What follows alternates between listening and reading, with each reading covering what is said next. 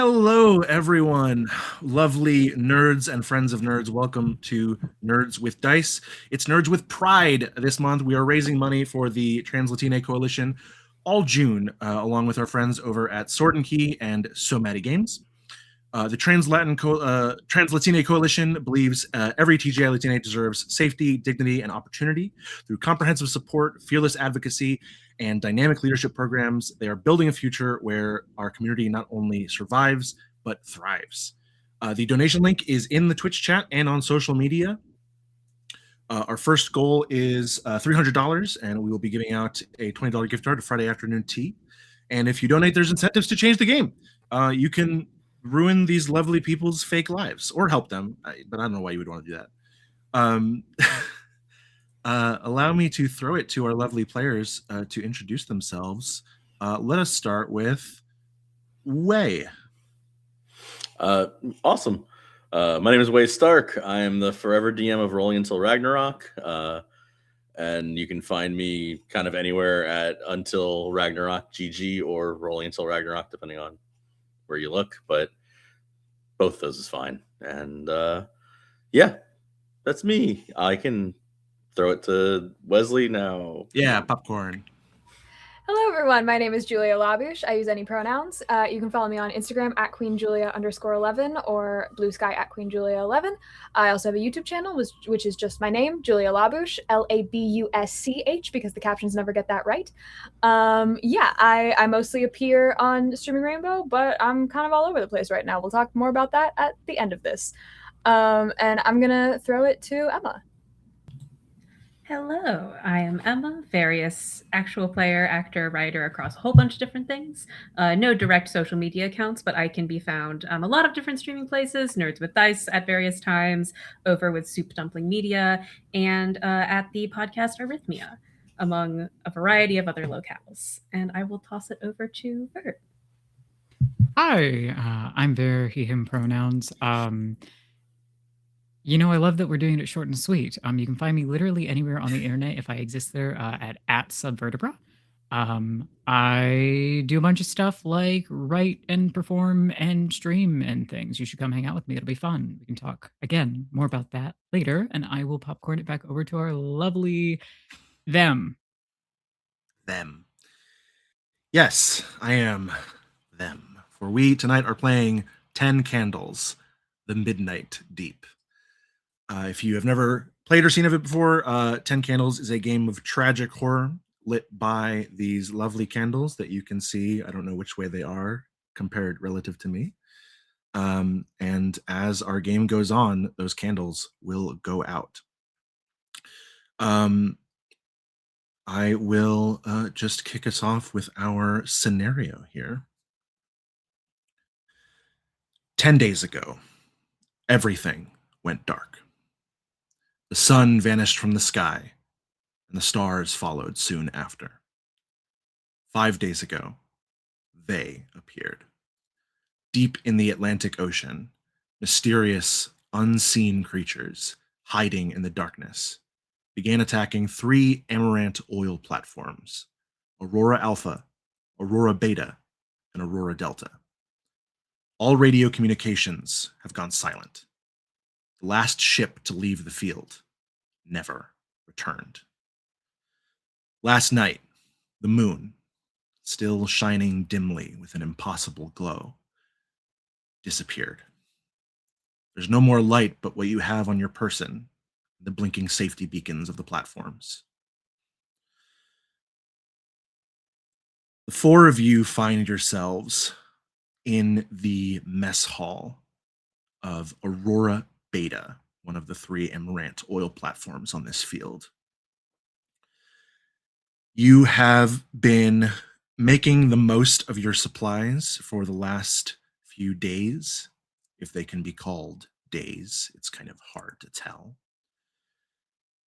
You don't know how long you might be out here. You don't know if anyone is going to come find you. You don't know how long these supplies are going to have to last. Let's go in reverse order. Vert, who do we see? What is your character like, and what is he up to? What a fun series of what a fun thing to end on, really. Um in the kind of last dimming lights of this wonderful oil rig that we're on, among our number is a kind of reedy mid-height guy. Looks like he's in his late 20s. Looks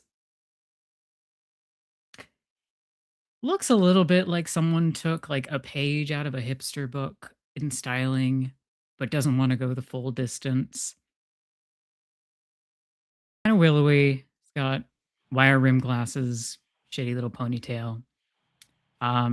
And he is in the mess hall, leaned over one of the tables in one of the bench seats, hunched over a tape recorder, just kind of flicking it on and off and on and off. And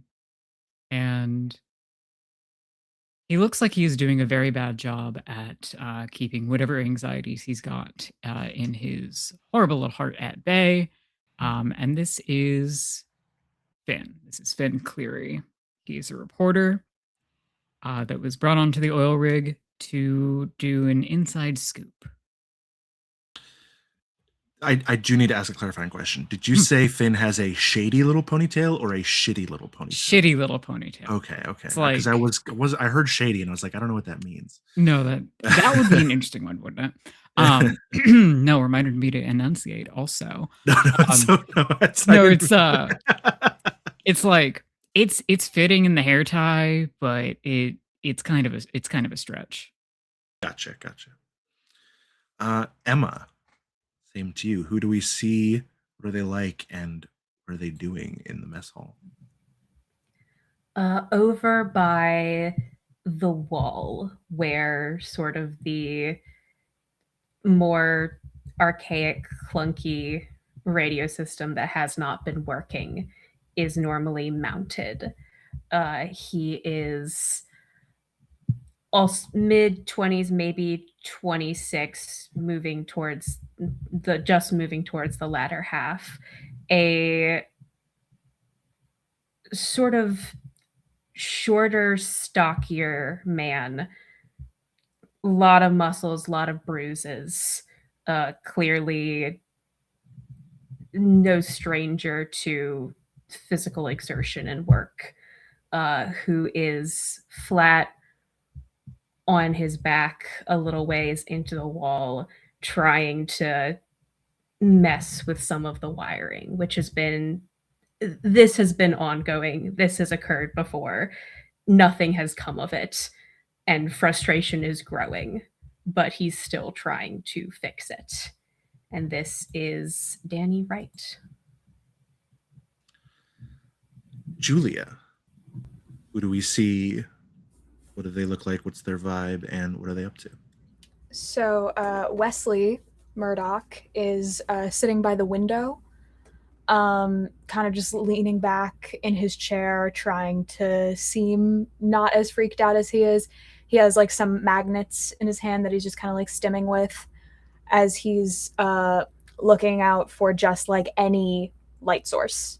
Another ship on the water, helicopter, literally anything. He's about like 25, 26-ish. Not someone who can really tan, but someone who is like in the sun a lot. Kind of on the shorter side, like a 5'7", 5'8". He's got like about shoulder length reddish brown hair that's in kind of like a half up, half down situation. And wearing his uniform, but like has it more relaxed, like the top few buttons are undone because like we haven't been like working in like a while. Yeah, kind of like greenish hazel eyes, and is just kind of just looking out, trying to focus on something maybe coming to help. and Way. Saunders is like one of those pictures you look at, and the longer you look at it, the more wrong things you find with it. He's like sitting at this table, the same table he's always at. He has this routine where he opens up one can of refried beans and one of the Vienna sausages cans and slowly like smears them out on a plate and then uses a knife and eats the pieces of it. And that's the same thing he does every single day. He sits in the same seat. It's like this weird area right between where like the shadows hit the back wall and like where nothing can be behind him really. And he just sits at this table alone like every day and does this. But if you looked at him too long, you'd see like he looks very like well kept, well put together until you're like, oh wait, no, that piece of his ear is ripped off. There used to be something there, maybe an earring, but not now. One of his nostrils is like the wrong, like it's like flecked wrong. He's got scars up and down his lips. He's got like a wrong tooth. Like it just slowly sets in that like nothing about him looks right. He's not wearing the right like any of the right stuff that he should be to do the job that he's supposed to be doing. It's like, oh, why do you have that uniform? That's from the other oil rig. Like, where did you get that from even? And it's just everything about it. But on the surface, he just looks normal until you take in the details. As the four of you are lingering here, I am going to call for our very first roll of the game, just right away, just for fun. Because in 10 Candles, we roll for narration rights. So I would like Wesley to make a conflict roll as we look out the window with him. And this is all 10 right now. We are starting with 10 dice. Okay. Hot shot, hard to miss. Best sound. Okay, so I'm counting sixes, correct? Sixes. Okay. And ones, technically. 2 sixes, no ones. Ooh, all right. We're off to a hot start. I don't have any dice to begin with, so I will not roll for narration rights. So tell us, what do you see? Oh my god. I was not prepared for this. I know, that's kind of why I did it. Yeah. I think there is like a blinking light way off that Wesley immediately knows is someone trying to do Morse code. Gotcha. Is it coming from one of the other platforms, or is it? Okay. Yeah. Does Wesley know Morse code? Yes. Yeah, you notice this blinking light, and it's flashing on and off and on and off. And I'm gonna immediately like dart up and be and grab. I have like a pocket journal. Yeah. And just like fumbling for a pencil or anything. Does anyone have a pen or something? I have a Sharpie. Yeah. Okay. I would put it at the edge of the table that I'm sitting at and not move. Cool. And yeah, and I'll take that and I'll start taking down whatever they're saying. Yeah, it seems to be a string of numbers. It is a that you don't like immediately recognize. Could be like a code, could be a frequency. It's a string of 8 numbers and then it repeats. Okay. Do we have like something that I can use to send something back? I don't know. What do you got on you? You're in a mess all right I meant now. like So there's on not on the rig. Like is on the there... rig? Sure, somewhere on the rig, but you'll have to go looking for it. Okay.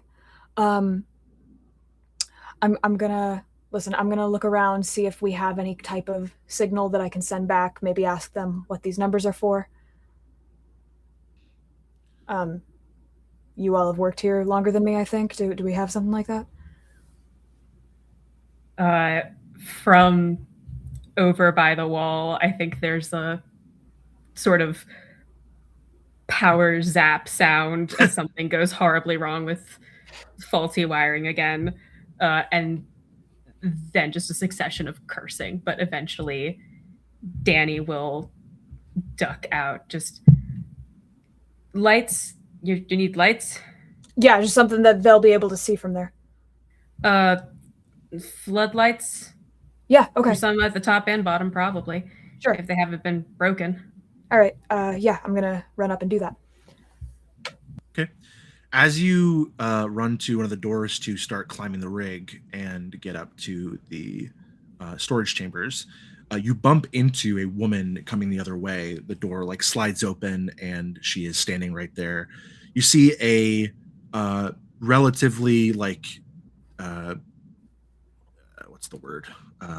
Not like gross, but kind of, you know, just like days of sweat and work and soot and exhaustion. She's like 5'8", fairly dark skin, hair tied back. You know that this is Olivia, the captain of Aurora Beta. She bumps and is like, "Hey, where are you going, sailor?" Hey, they just sent some Morse code over by Alpha. I want to send a message. Who back. sent Morse code by Alpha? Whoever's there. I don't know. There's no one. Someone's there. She like pushes past you and goes over the window and scans the numbers. Like, someone must have gotten. Okay, yeah. Look, looks around at the rest of you all, just kind of like in your corners, in various stages of, shall we say, moping. And she kind of shakes her head and she's like, "Look, it's a good shot anyway. You're here. The drill just had a blowout. We've got oil rushing up and something broke. The scaffolding is under pressure. The rig only has a couple hours max, so we need to do whatever Wesley is doing and then find a way off this thing. Maybe we can go join them." Any of you have anything you need to get? Just my Sharpie back. Oh yeah, and I'll toss you that. She looks at you, Finn, with your recorder. It's like, "What about you, Newsy?" And everybody sees him very surreptitiously, by which I mean not at all surreptitiously, sliding his own Sharpie into his pocket. Like, nobody asked him for this. Nope, just this, thanks. Then we should all move together. It's not safe. Come on, Yeah. let's go find some lights and we'll get off this thing. All right. There's a fistful of like broken wires in Danny's hand at something broke. Just as Olivia's turning to leave, calls out, "You sure it can't be fixed? Do you need me to take a look at it? It's that bad already." I don't know how bad it is because the people I sent to go check on it haven't come back. So I'm not going to send anyone else. How long ago was that? 8 hours. Fuck. Jesus. All right. Right. Let's move. She like brings up. You guys go. Assuming everyone tags along. Under no obligation. I mean, she's certainly not Finn's captain, technically. He's not staying alone around here. That shit's scary. Okay. Absolutely not. Yeah, she leads you guys up, or really lets Wesley lead the way up. Wesley and Danny probably. She kind of hangs in the back. So you guys climb up. You have to set of metal stairs, and there's a ladder to climb, and you get up toward the cabins and the living area. There's like a storage deck full of just random tools and other gear needed for rig maintenance. As you guys are like on the exterior of the rig, as you leave the mess hall to go climbing up, you see that light, the Morse light, is still flashing. And Same numbers? Yeah, same numbers. And as you are kind of climbing around and the light is like, hitting, you're like seeing a like fairly bright light for the first time in a while. And it's not like, by the time it reaches you, it's faint enough to just barely wash over your faces. But you can see in the water there are like pieces of something floating that the light is kind of spilling over across the way. Doesn't look like human or anything like that. It's not like bodies. It's like just these large, weirdly shaped chunks floating on top of the water and bobbing gently in the black waves. I'll get over to the floodlights and I'll send out, like, what are the numbers for? Yeah, well, I don't know if we have floodlights, so why don't you go ahead and make another roll to see if there's any working floodlights left. Okay. I have too many. I don't have enough hands.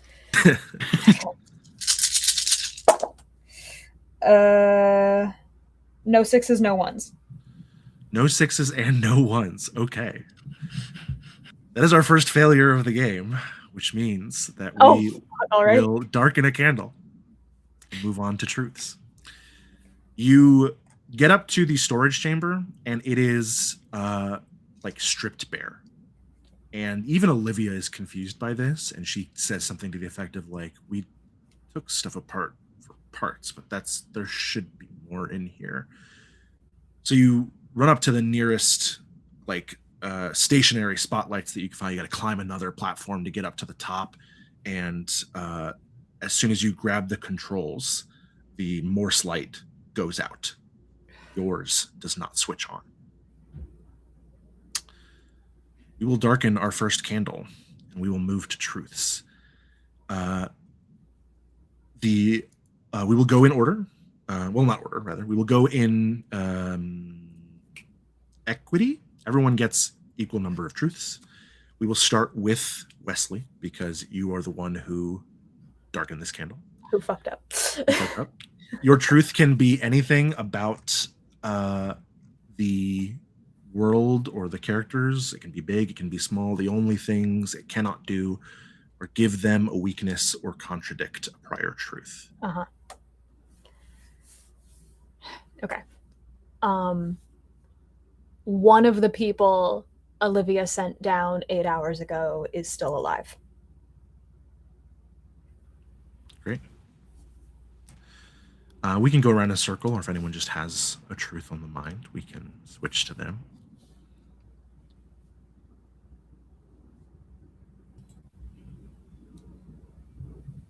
The floodlights are smashed.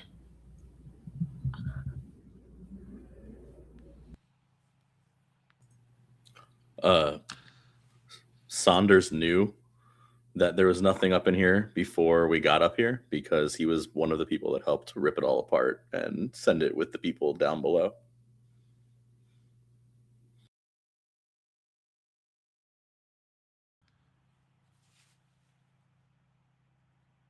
There's another light on the ship that might be working.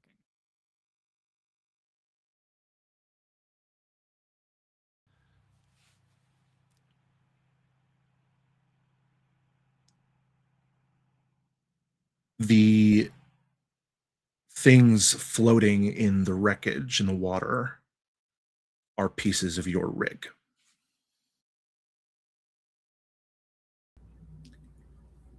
There's someone else working on the rig who was not sent downstairs, and no one has seen them in a day or two.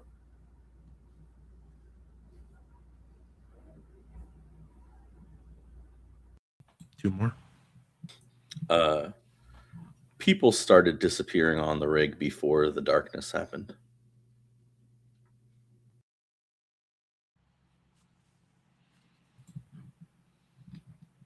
One more.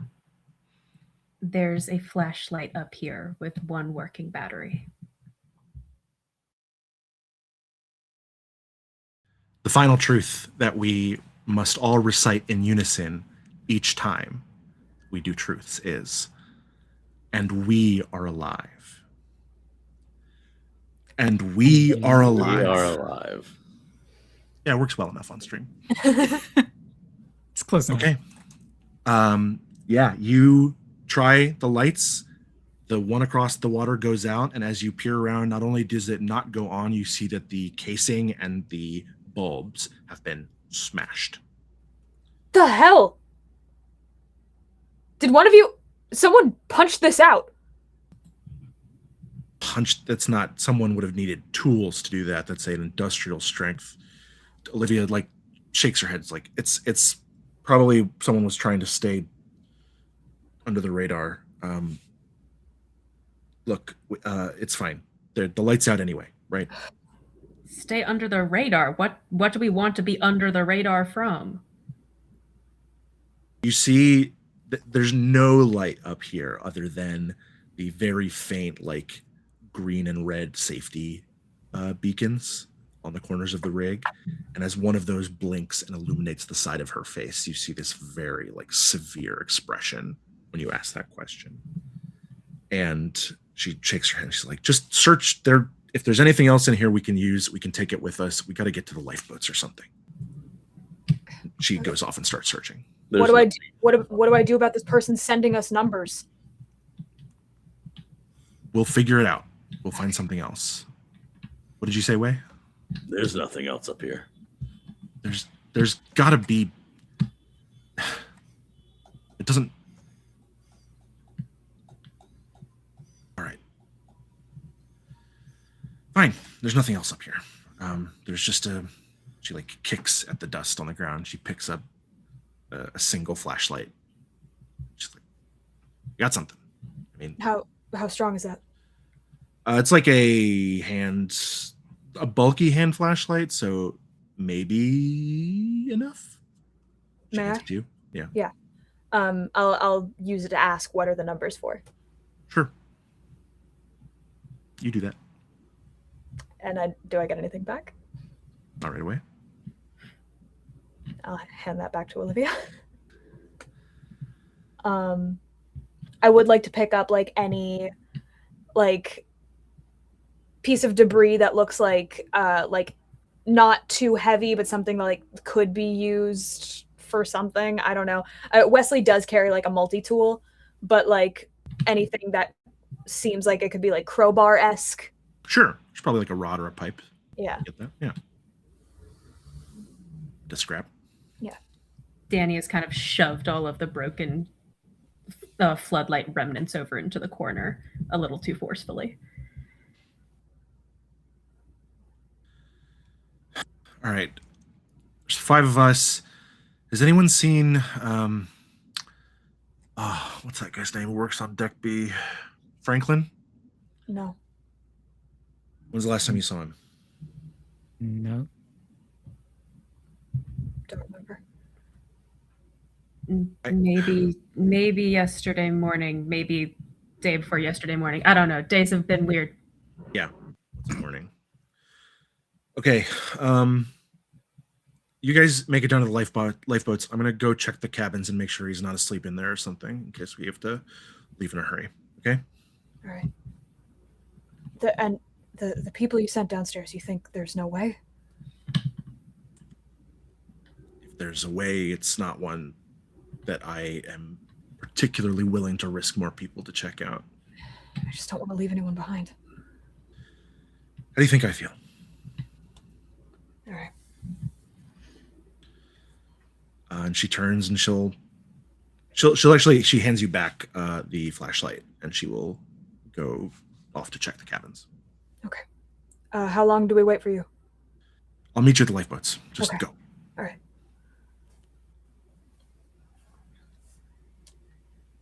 All right, gang. Any other stops we want to make on the way down, or are we just going to traverse the rig? I guess you tell me how this works. But like with the people downstairs, if there's like an entrance to that area, if it's like not too out of the way, if I could just like pop that door open and give a shout. Yeah. Do you mean for the people who may have gone missing? For the people who she sent down, yeah. Sent down, yeah. So you could, yeah. I mean, the lifeboats are on the lower levels of the rig. You could go down to the what's it called? Go down to the drill shaft, and try and call out. But she's talking about something that blew underwater. So she sent divers down to. Oh, okay. So okay. Yeah. So okay. So. Okay. So you could go down, like you could go down to that area and see if you see it. Like that is not invalid, but yeah. I'll turn to everyone. How do people feel about making a quick stop at the drill shaft to see if anyone is able to come with us? I want to do that. I want to see how bad it is. I don't know if she was telling the truth about how bad it is. I might be able to do something. We shouldn't linger, I don't think, but just quick once over. Yeah, sure. If everyone else is going, yeah, I guess sure. I'm always happy to take a walk. All right. Yeah. all right. Disobeying orders. I'm gonna ask Finn, because you are the only one who is not like a worker on this rig, and you're clambering around it in the dark with only one medium flashlight to help you, and you're going through parts of the platform that you probably never even touched before. I'm going to ask you to make a roll to successfully traverse the well. I would yeah. love to do that. Great. We are at 9 dice. Wonderful. Oh, I forgot about that. I have 8 in my horrible little hands. All right. That is 1, 6, and 1, 1. 1, 1. Okay. Would you like to burn any of your cards to re-roll that one? Or we're just going to let it ride. Oh no, we're gonna let it ride. I think we might want to save those for a minute. So yeah, you're actually well, you get to tell me, how capable are you climbing this rig in the dark? Not very. But I think that one, he's aware of that. And his mostly before everything went to hell in a wonderful little watery handbasket, he kept to parts of the rig that were well traversed, full of people, good for interviews, and also means that he doesn't have to waste his time running around. Like, there's kind of a curiosity about, like, well, what else is in there? But he is here to make a report, write a wonderful article, get paid, and get the fuck out of here. And none of those are currently on the docket. So now it's like, okay, so what I'm going to do is I'm going to squeeze between people who know where they're going, follow their footsteps as exactly as possible, and try not to fall into the abyss. And try not to fall into the abyss. You do not, luckily. It is harrowing at times, even when you can't see anything. There are just times when you are walking down, you've got the rails on either side, and you just know if you were 2 feet to the left, you would be plummeting into pitch black water. You guys are able to get down to the bottom of the platform where you're wandering along. It's basically all like catwalks and firm support, and then there is a dive chamber for divers and maintenance workers to go down to the actual the rig that is actually called the rig. Mm-hmm. I am imprecise in calling the whole platform that, but you see that there's just this like maze of catwalks spreading around down here, the big yellow girders supporting the rest of the well, and you don't see any immediate, like, no shadows moving or anything like that. Is there any kind of like loudspeaker, like anything to talk into, like get like, not radio communication, but something that would like quickly like get something to everyone? Yeah, there probably is. There certainly is a loudspeaker system on the platform. I don't know if you would have control for like a mic down here for it. That might be in a separate control room elsewhere. Okay. Danny, would you know any way to just like ask who's alive? I can improvise something. I don't Yeah. think there's a built-in system, but I can fuck with the current system. I mean, I can shout out. I don't know if that's going to do anything. I mean, it's pretty loud down here, what with everything that's still working and how close you are to the water, but you can try. Yeah, there is a low rumble that is both kind of omnipresent and coming from below you, of what remains of the like generators and the drills. And of course the crashing of the waves is constant. Yeah. Stuff that goes weird down here. Might work. Yeah, okay. If you are able to, I mean, again, I don't think we should spend too long on this, but if you're able to jerry rig something, and I'll step like, I don't know, like a few steps down. Like I'm not trying to go all the way down, but just anyone down here? Down here. Danny, how would you like to try and improvise something? I would like to what's the best way to do this? Essentially the sort of loudspeaker system, I'm going to say, that runs throughout here isn't meant to be patched in from everywhere, but there's like wiring and junction boxes for it everywhere. So I'm essentially going to definitely fuck with some risky electric elements and try to just kind of A, wrench one of those open, B, like bare hands and some wrenches and screwdrivers that he has got in a pack at his side, kind of brute force things so that we can patch into it from here. Yeah, go ahead and give me a roll. You got 8 dice at the moment. Nice. I feel if I'm going to jinx it if I say this, but that's my favorite number. So let's see. I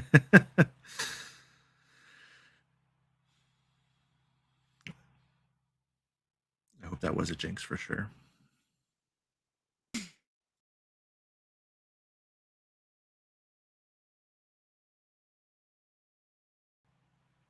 I like that expression. They went so many places, and they're all so many different types. That's 2 6s and 1 1. 1 1. You gonna burn to re-roll that, or are we leaving it out? That's a great question. I think I will burn. Am I correct? It is the top card. You can only use your top card. Yep. My virtue is on top and feels relevant to this. Sure. So I would love to burn it to re-roll that. Yes. Yeah. So what is your virtue? My virtue is ingenuitive. Yeah, normally you got to ask like, okay, how do you fit that into this roll? But I think we get it. Yeah. So. I was like, this feels like a very appropriate time to burn it has hit. Yeah. Go ahead and roll just that 1 die. That flips it to a 4. Okay. Doesn't change the success, but it means that we do not lose that die for this scene. So you have 2 6s. I can't beat that with my single unlit candle. So you do that. How does that result for us? There is, much like before when Danny was absent for a little while and was just kind of partway into the wall, some weird access panel that I don't think the rest of you really knew was there in the mess hall. He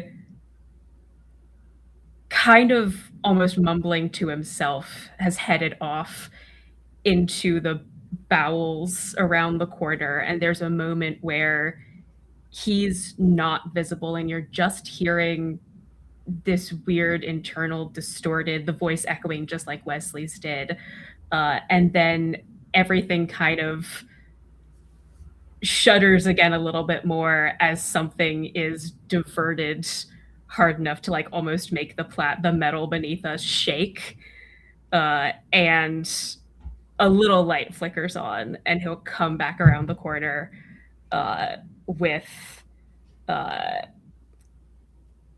just like a kind of mic almost jerry rigged out of half a broken mic from his pack and a bunch of things piled together, and we'll kind of shove it at Wesley. Oh my god. Yeah. Cool, thank you. Yeah, and I'll if anyone is down there or needs help,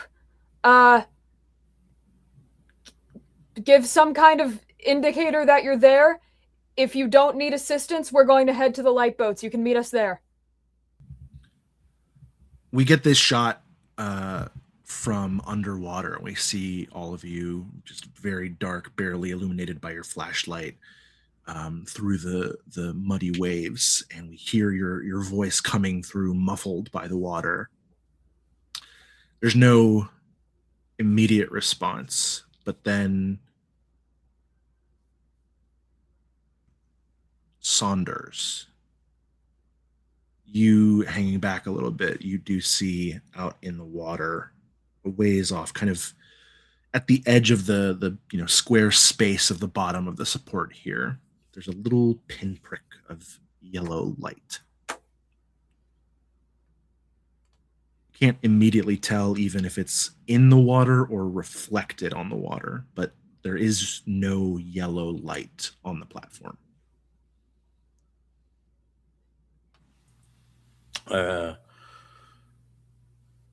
Hey, you can see. Anybody else notice that? And I'd point to it and kind of get their attention, and I'd kind of like hopefully help them zoom in on it.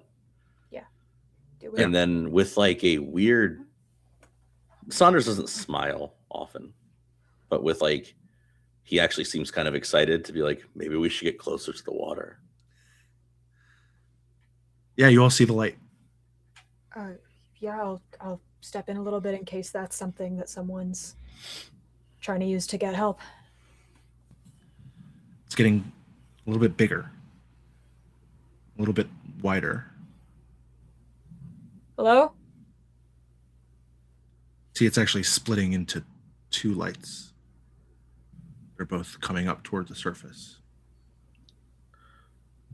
I would make sure that I step back so I could get a good view of everything happening. But I would definitely still be within, like, they would still feel like I'm part of the group. I'm not like leaving or anything. Yeah. I'm assuming this is a person, but just out of an excess of caution, I'm just going to put like one hand on my blunt object and turn the flashlight on and point it at. Yeah, you see, so this is like happening, it's maybe 150 feet away and 30 to 50 feet down in the water. Mm-hmm. And it comes up and splits into two lights and then stops. They just kind of bob there in the waves, pointing at you for a moment. And as you turn on your flashlight and shine, it's just at the very edge of the cone of light. And you see very briefly a silhouette of something around those lights. And as soon as your light touches it, it under the water with a splash, yellow lights wink out.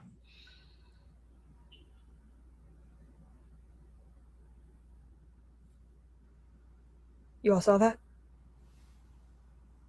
Yeah. Yeah. Shit. I think lifeboats. Yeah, I think we should fucking go. Yeah. God damn it. I'm sorry. You say that into the intercom or just locally? Yeah. I have a like a piece of the like floodlights that I helped destroy earlier that nobody knows about. But it's like a big metal like back piece of it, and I'm just gonna lob it into the water. What the fuck was that?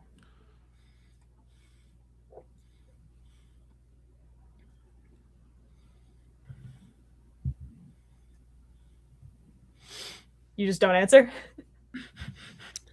No, I'm watching it. I was watching it for a second, and then I go, I just wanted to see if something was moving, I guess. Maybe it floated. All right, let's go. You hear a kind of a and the whole platform tilts like 3 degrees. Lifeboats. Okay, who's leading the way to the lifeboats? Is it you, Wesley? Probably, unless someone else feels strongly. You're the sailor. I Well, feel I- strongly about getting out. And I do give the flashlight to Finn. If Oh, I know good. one thing, it's that you know both. So, It's true. We did establish this. That was the established. thing we said before we went live. Wesley does no know boat. both. Wesley know both. We Um, established it with truth on all of our hearts. Yep. That's the We are secret Tim's alive. truth before. Yes. Yeah. It is. We are It's live. actually- and Wesley it's the one knows that- best. It's the one that we say at the beginning in our hearts. I think that you hand the flashlight to Finn, and he just looks at it like, "What the? Why am I in charge of this?" In case you need it, man. Sure. Yeah. Whatever. Thanks. All right. Then, if you're leading the way, Wesley or Finn, please give me another roll. You're at 8 dice. Oh, we're at 8. Fuck. Okay, I will get rid of this one. Okay, that's 8. That's 8. Oh, 666, baby. Woo! And no ones. Correct. All right. Once again, I cannot outroll 3 6s. So, yeah, you're able to. The whole platform, it's not like falling apart under your feet, but a tiny degree shift is quite severe when you're talking about something of this scale. So, there is a bit of a panicked scuffle to get out of the lower catwalks and up to hopefully one of the more stable parts. It looks like all of the girders here on the firm support are fine. So it must be one of the piles, the foundations of the platform that have just collapsed partially. And as you clamber and reach up, you get up. It's only one level up from here and across the platform. You get to the lifeboats. You do see one like weirdly shaped kind of like L-shaped shadow up ahead, illuminated by the silhouette of your flashlight and the safety beacons. And as you get closer, you see that it is Captain Olivia dragging a body under the armpits. And she looks over as your light shows up. She's like, "Thank God. Where did you go? Why did you take the long way?"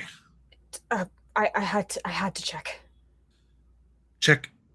Oh, all right. Sure. Fine. I assume you didn't find anyone.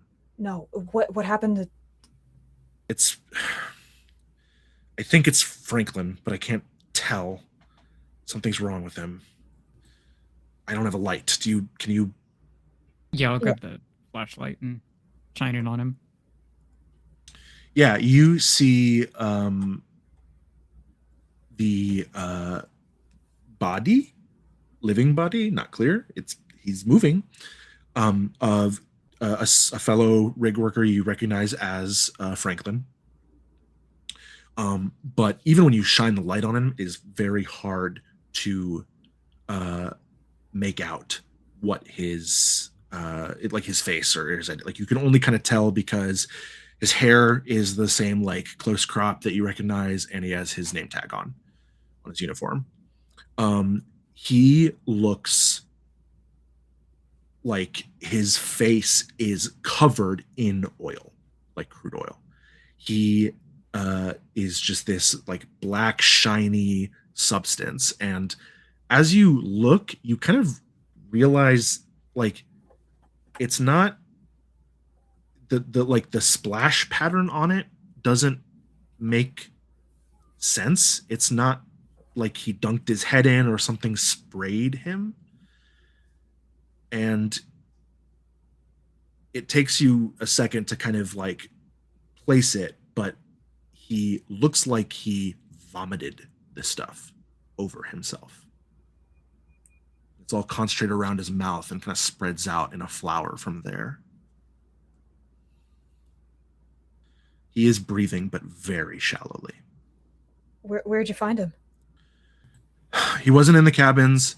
I started making my way down. I tried the power station because I thought maybe he was taking a nap in there like he used to do, and I just found him on the floor choking on, I thought it was vomit, but that doesn't look like vomit to me, so I don't know what happened. I don't know if there was a pipe leak or something and he got sprayed, but God, he stinks. Ugh.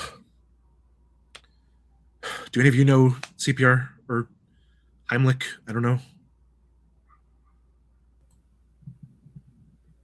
Great.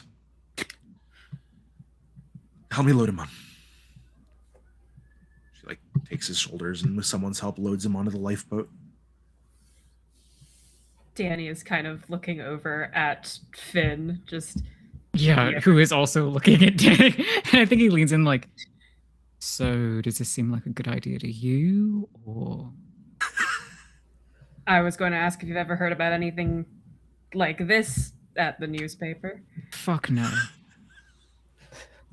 I don't know if that's more or less comforting. I would have let you roll for that, but I like that you're just like, no, I definitely don't have any idea. I don't want to know, actually.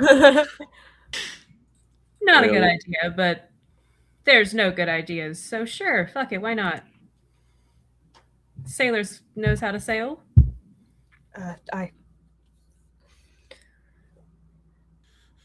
And once everyone's in the lifeboat, I'll send it off. Yeah. If you so you're gonna steer, I assume. Oh, sailor. So Danny, any of the three of the rest of you can roll to operate the winch. Whoever would be so inclined. I am happy to roll. I'm also happy to seat it if anybody else would prefer to give it a shot. I'm good. I'm good out here. I will be winch my way. We got 8 dice still. All right.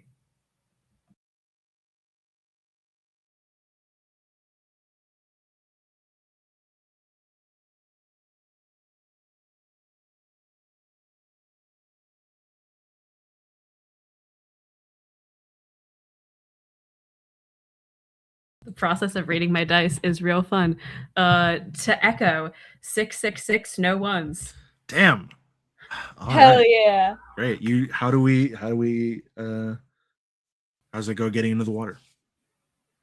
I think there is. We talked before about the sort of tilt coming up as something gave way. There's a moment where we all managed to clamber, however haphazardly, in with probably a lot of bruises and thrown elbows. It's not pretty, but we get in. And Danny is pulling the winch as Wesley is getting things set up on the far side. And there's a moment when the part of the platform that we're still attached to starts groaning sound and something shifts violently to the side, and if everything kind of all of us and the boat get thrown to the side for a moment, and Danny just brute force has detached us most of the way, reaches out, grabs the rest of the cable and snaps it. Like it's something that it's a cable that could be snapped by strength, shouldn't be at all. Someone skimped on this cable is what I'm hearing. Yeah, shouldn't be. Maybe was already frayed, but just kind of forgoes the winch, growl of frustration, reaches over and yanks it, and we're free. Yeah. You guys splash down into the water. Finn, as you're like holding on the flashlight, the impact kind of jars you, and you like grab your own hand to stop from dropping it over the side. Franklin kind of bumps as you hit the water, and his head, like it's a lifeboat, so it's soft, but he kind of bumps the side of it, and he kind of and more black oil dribbles from his mouth. And Finn screams straight up. I would Saunders is gonna just sit next to him, and if I can, I'm going to turn him over so he's throwing up into the water, and kind of just make it look like I'm patting him on the back, but I am definitely going to hit him a lot harder than he should, and just see if I can get him to stop doing that. I'm going to make you roll for that. Yeah, that's fine. You got 8 dice. 8? Ocho. ones. Great. Any sixes? 2 6s and 4 1s. That's so many. That's awesome. Would you like to Whoa. burn a card to Please. reroll those ones? Please do that. So, oh god, I gotta read this word on my card now. Yeah, I'll burn my fastidious card, which is paying attention to all the details, and I will do that in the way of after my first couple. If nobody else is like, once they scream.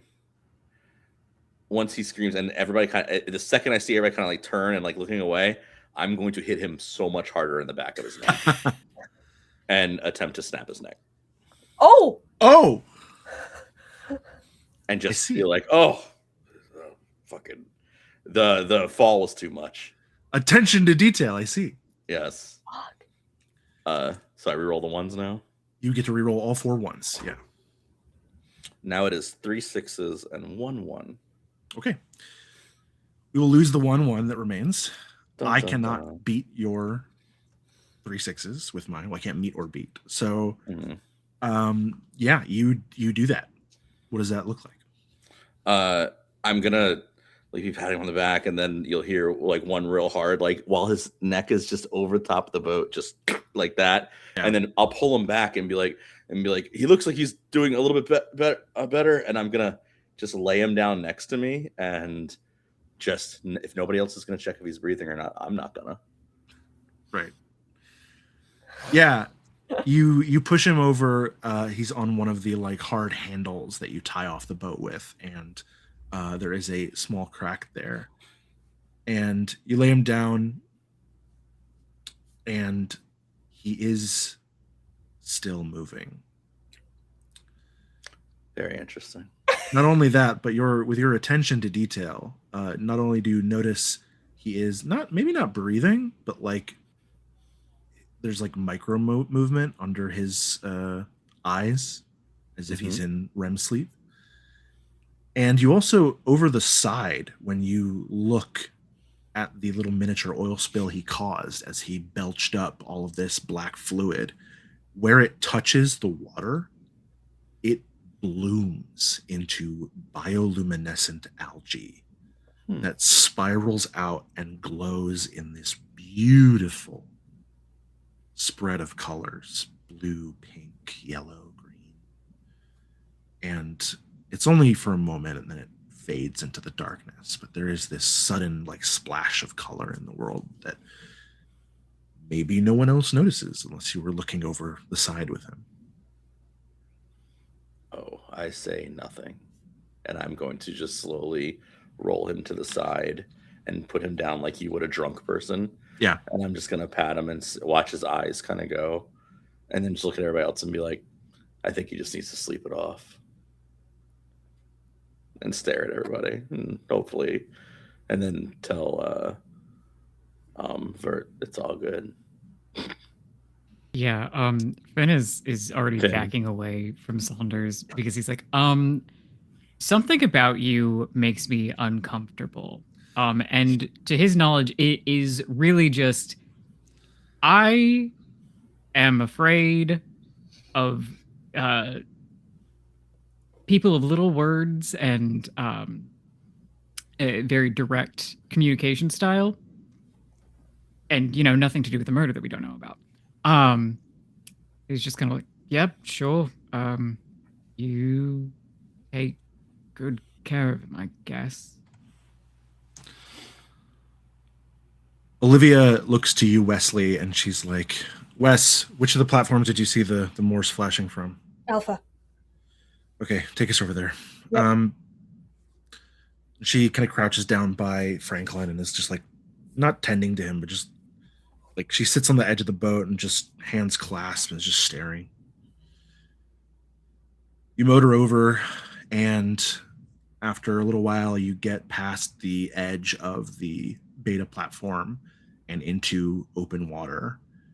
It's cold up here, by the way. You are well north in the Atlantic Ocean, not Arctic, but it is not a warm time out, and it's only gotten colder since the sun and all of the stars went out.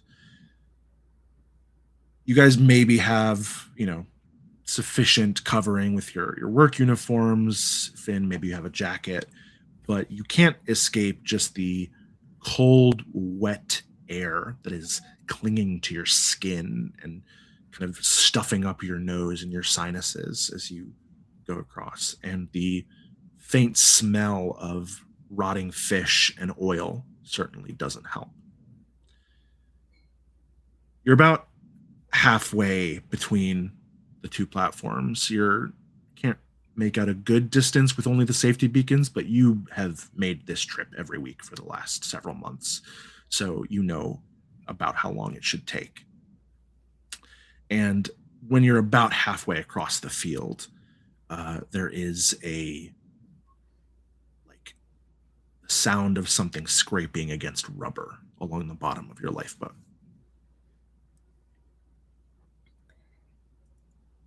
Can one of you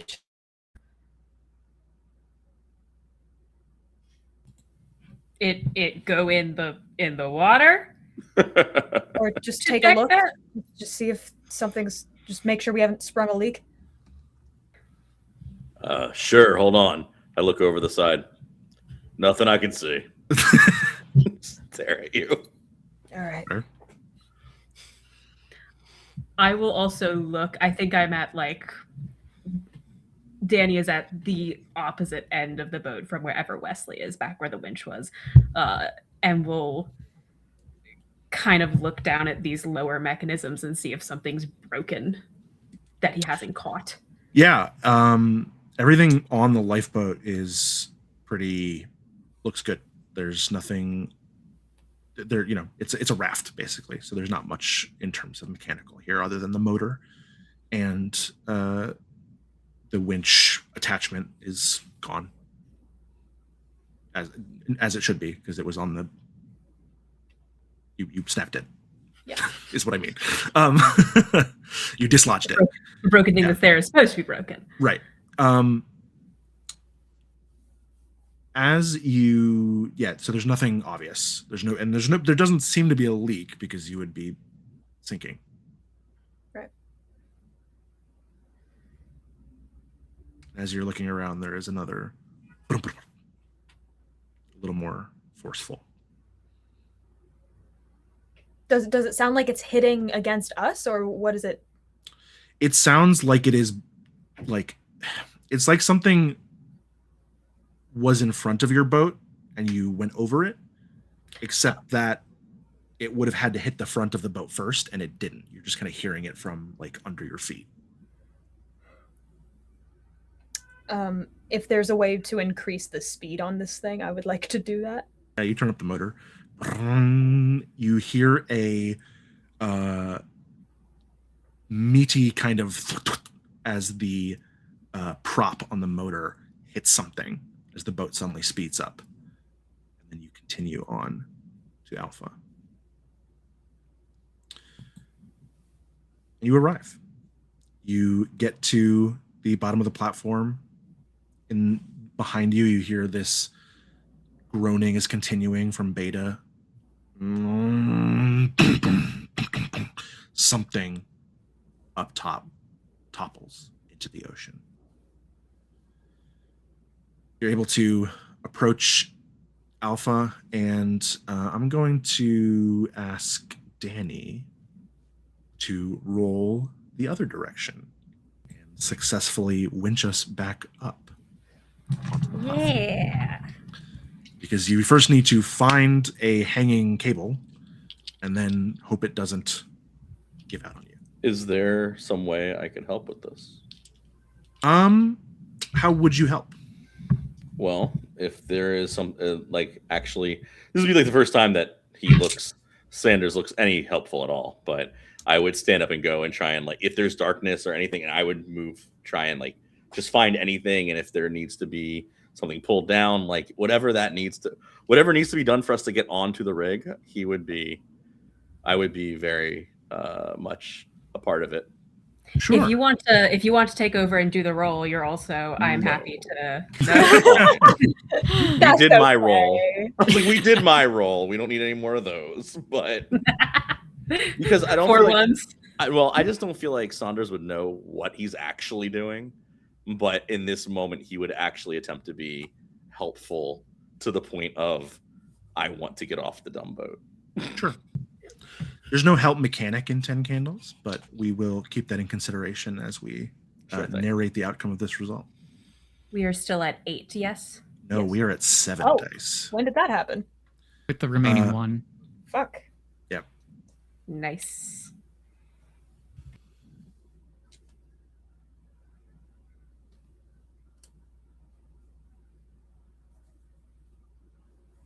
I love Emma's expressions. Just trying to guess what the dice are saying by how you look at them off screen. I made the elective decision to have so many different types of dice, and I can't read them the same. The Ashley Johnson method. That is 3 6s and 2 1s. All right. We're gonna lose 2 dice unless you'd like to burn another card. I think not burn another card at the moment. Okay. We're down to 5 dice. Jesus. This is happening so fast. To me, it seems like you guys are doing pretty great. You got a lot of Yeah. successes. No. I'll hold on that. I'll let us lose some dice. Given the number of rolls, we're doing pretty great. Given the Yeah. time, Yeah. You said 5? We were at 5 dice. God. All right. I can't win narration, so yeah, you pull yourself up onto the platform. What do we see when we get up top? And by up top, I mean up bottom, because you're at the second lowest level of the platform. What greets us as we lock in? I think Danny wasn't fully able to get us there initially. It's Way did something to sort of jerry-rig, just like I did before, us together, which has Danny looking at Way very strangely. You've been walking around messing with stuff on the rig that he doesn't think you necessarily should be, and for once it's proving pretty workable. And so Danny will go up first, and is still kind of looking back at Way strangely, not really looking where he's going, and then something crunches under his foot, and we're on the catwalks, or like the metal deck walks, except they're the way that would lead up to the rest of the rig is choked with a mixture of almost algae plant growth, but then shattered glass, like spiking out like thorns from parts of it, organic and metal. Finn shines the flashlight over the platform here, and it is like looking at an alien landscape. For a moment, you are almost like something like it looks like it's been abandoned for decades. There is this mossy algal growth covering almost every surface you can see, only leaving small patches of metal behind. And every here and there are these iridescent shards spiking out of the bloom. You can't tell if they're attached to the rig or the growth or both. They look sharp enough to kill if you should stumble into one on accident. Captain looks around. She's like, what the fuck happened? That's not natural.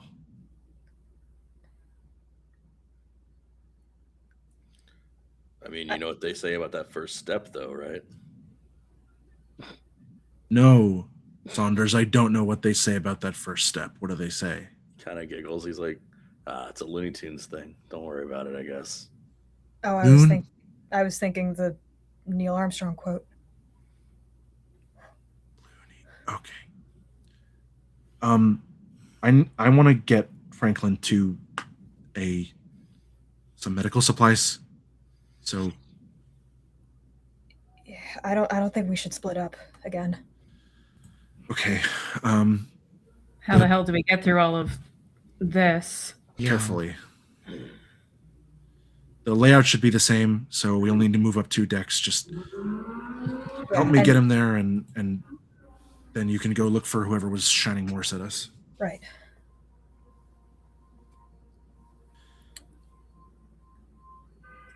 Okay. She starts loading, pulling. She steps out onto the platform, and where her foot lands on the growth, it briefly glows with that same bioluminescent color as the bloom in the ocean. And it fades, but every bit of pressure that gets applied is another little puff of light. Mm-hmm.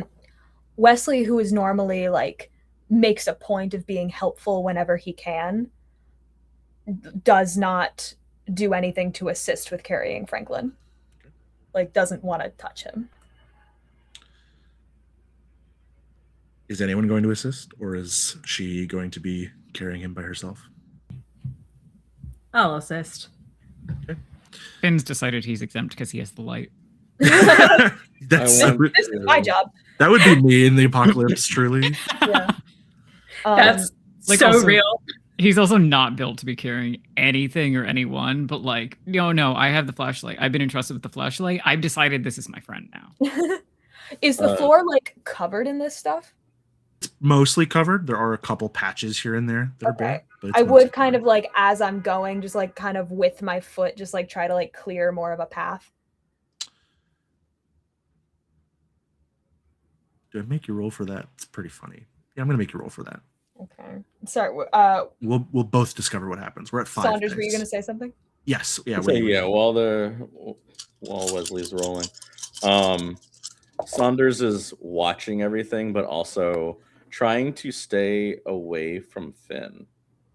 Like, I don't want Finn to like look at me too carefully. Okay. All right.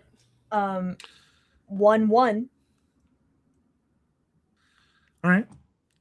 You can burn a card to re-roll that 1, and if you get a 6, it becomes a success. Yeah. Yeah. So yeah, and this works. I will burn my virtue of watchful. Yeah.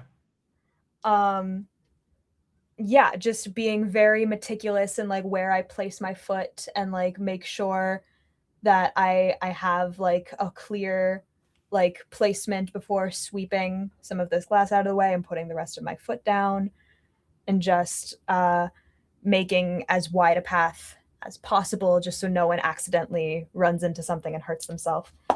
And that's a 3. So cool. All right. As you're trying to clear a path for everyone, as Olivia and Danny carry Franklin from the legs and arms. And so does that mean you're going ahead of everyone, or are you just kind of trying to sweep as you go where you are in the pack? I think I would be leading the pack. Okay. You are sweeping, and you're noticing as you clear chunks of algae away, like you are able to do so. It's not like so tightly attached to the metal. But almost immediately after you do, it mostly crawls back to where it was. Not fully, so you are able to make a little bit of a spare walking path, but the tendrils at the edge of the growth seem constantly agitated by this disruption and seek to fill the gaps that have been made. And as you take one further step up to the first set of stairs you're going to have to go up, you put your foot forward and suddenly feel a sharp pain as if from nowhere, one of those glassy shards sprouts from the bloom and pierces directly through your foot. Oh shit. Okay. Screams. And that is where we will go to truths. I did forget a step last time, for I am supposed to remind you. These things are true. The world is dark. And I know boat. And Wesley knows boat. Wesley, you have darkened the candle again, so it is on you to start us off. God, sorry guys. I find this happens not infrequently in 10 Candles, is there's one person who it ends up being. Okay. Wesley does know CPR. He chose not to do it for Franklin. Dastardly.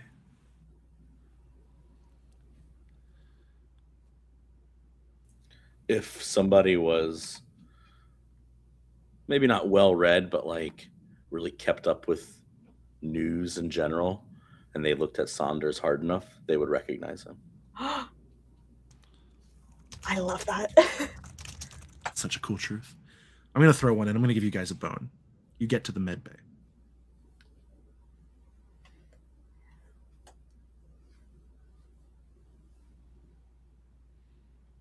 There, Emma. Sorry, I got too excited about everybody else's stuff.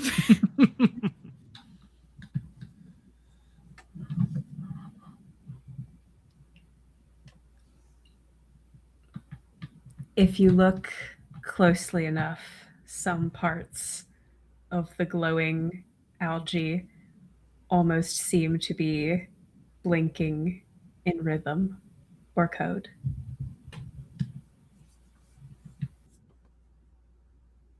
That's fucked up. That's fucked up that you would do that to Wesley specifically. Yes. There is an unused flare, inexplicably, in the med bay, lodged in some of the algae.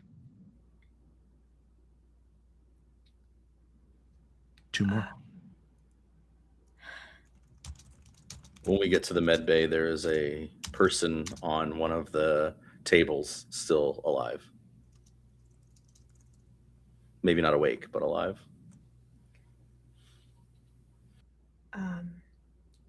The person who was sending the numbers out does want to help us.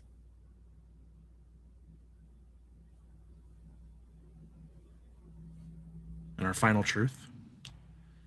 And we are alive. They're alive. Sneaky truth there, Julia, insinuating that it is a person as well as a helpful one, but we'll let it slide. Personhood is very flexible. Why would it be anything else? Obviously. I'm just saying the rules of 10 Candles say a truth has to be one thing, and that's technically 2 things. Is it? No. I'm just teasing. Okay. I legitimately wasn't thinking about that. No. I'm fully just teasing. Yeah, you guys get to the med bay. It is, it's like a hospital-ish kind of setup. There's beds with curtains. There's counters, cabinets of medicine, and there's like maybe, there's probably actually more than one on the platform. Maybe 2 or 3. There are 24 beds in this room. There is 21 out of those beds have been tipped over or slightly broken down or otherwise are in disarray, and the algae is creeping in here as well, and you can see many of the cabinets, not all of them, but many are covered in it.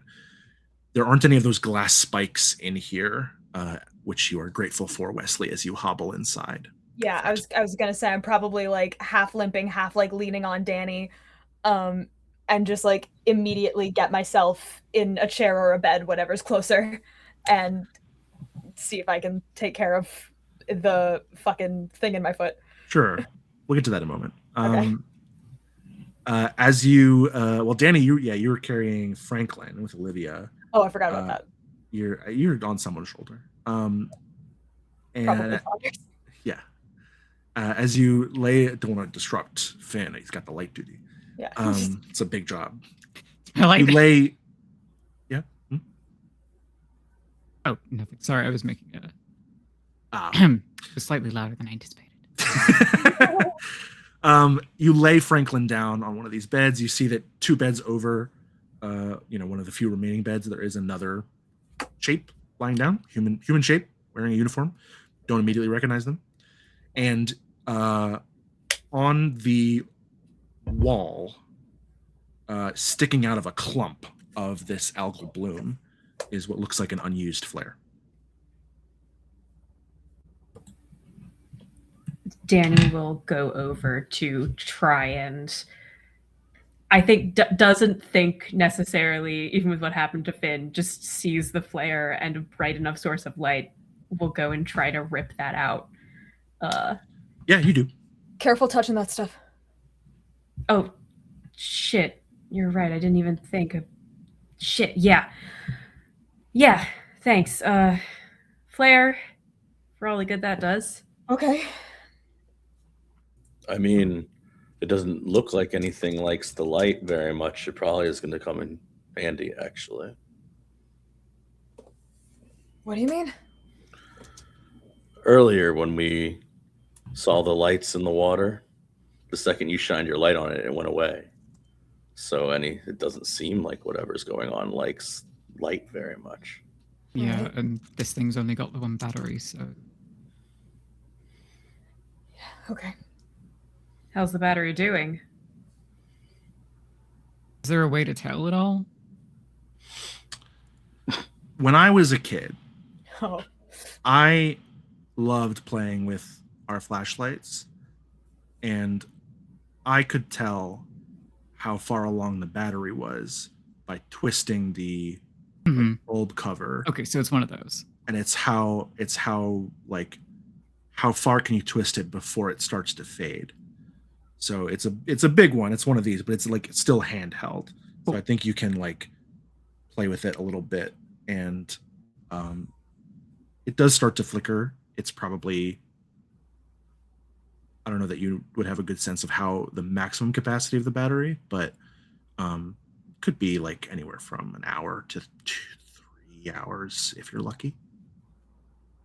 Let's maybe guess it has an hour left, and if we get longer, then great.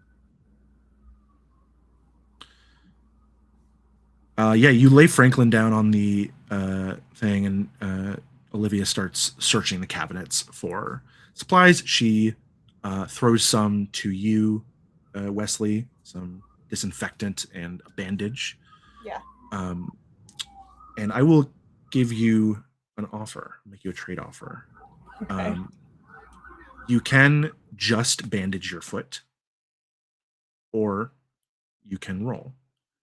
If you succeed, you might be in better condition than you would be otherwise.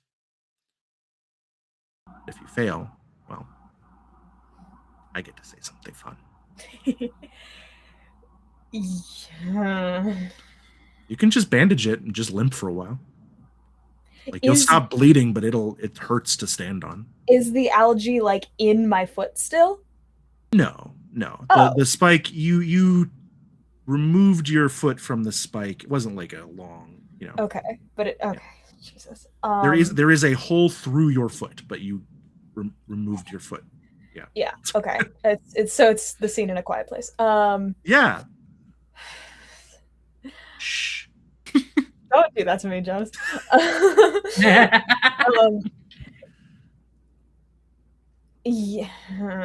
Yeah. I mean, there's because like I'm thinking like I'm gonna get an infection. I mean, like I'll disinfect it as best I can and just bandage it up. But like I'm not gonna do like anything in depth. And I also Coward. Sorry, what? Yeah, what I have 4 dice right now, and we've only burned 2 candles. That's not good. No. We're back up to 8 dice. Oh. Because we burned a candle. So I we're didn't on a know scene that's reset. how that works. Yeah, Okay. sorry, I should have specified. We're back up to 8 dice. I mean, what are the chances? Okay, I'm still gonna be a coward. Fuck you. Coward and proud. And I also would, because there's a hole in my shoe now. Yeah. Try to pack that with something as well. That's easy. You can do that. Yeah, but yeah, just bandaging it up, hoping I don't get an infection. Yeah. Okay, you do that. What's everyone else doing in the medbay? Are Franklin's boots roughly the same size as Wesley's? Sure. I would make a note that Franklin isn't using those as much as you are using yours. Maybe you should trade. Do you say that? Oh, yes. No, that's okay. I think I got. I'm good. Thank you. I mean, I'm just saying, there's a good chance he never even gets up from that table. What a waste of boots. As you say that, There you go. nothing happens. Darn. And as you're saying this, I'm like packing some bandage into the hole of the boot and then wrapping bandage around the boot. Mhm. And just, I don't want nothing of his. It's fine. He's still alive, right? Yeah, It's not over till it's over. of course. Yeah, when you look at him to like see if he is still alive, you see Franklin is like, he's very still. You can't really tell if he's breathing or not. His chest doesn't seem to be moving. If you look closely, you do see that his eyes are still flickering in REM motion. And he's also covered in sweat. You can see through the sheen of the oil there, he is now like very like more wet than he was before. What about, and I'll point to the other shape. I was going to say, I think Danny has probably started to move to the other shape and would probably call Finn, just flashlight, see what this is about. Yep, he straightens up and moves over because he was just kind of standing there like, oh man, oh god, everything is horrible actually. I've never been more out of my element than I am in this exact moment, turns out. You think it can't get worse? It will. But he heads over and what is the medbay floor like again? Is it also covered in stuff or is it mostly clean? Yeah. It's cleaner. There's less, but it is covered in algae, like 50% of the floor. Yeah, he's very careful with the steps. Okay. Yeah, you get over to this other bed and you see that there is a person on it. They have like kind of an androgynous sort of look to them, maybe like leaning slightly femme. They have their head is shaved. They have a name tag on that reads Boone. They look fine. They're just not moving. They're breathing, you can tell, but they're not. They seem to be unconscious. As you get closer, you see that there is like a kind of on the other side of the bed from them. There's like a collapsed like IV stand and drip that looks like it was kind of reclaimed from the algae, or by the algae, I should say. I think with them distinctly not displaying the same sort of oil splatter, Danny is going to go and medically ill-advised, but we're past the point of medically advised long since, try to kind of roughly shake them awake, if anything. Roll. Oh, good. 8, we said? 8 dice. 8 dice. Uh-huh. Please hold.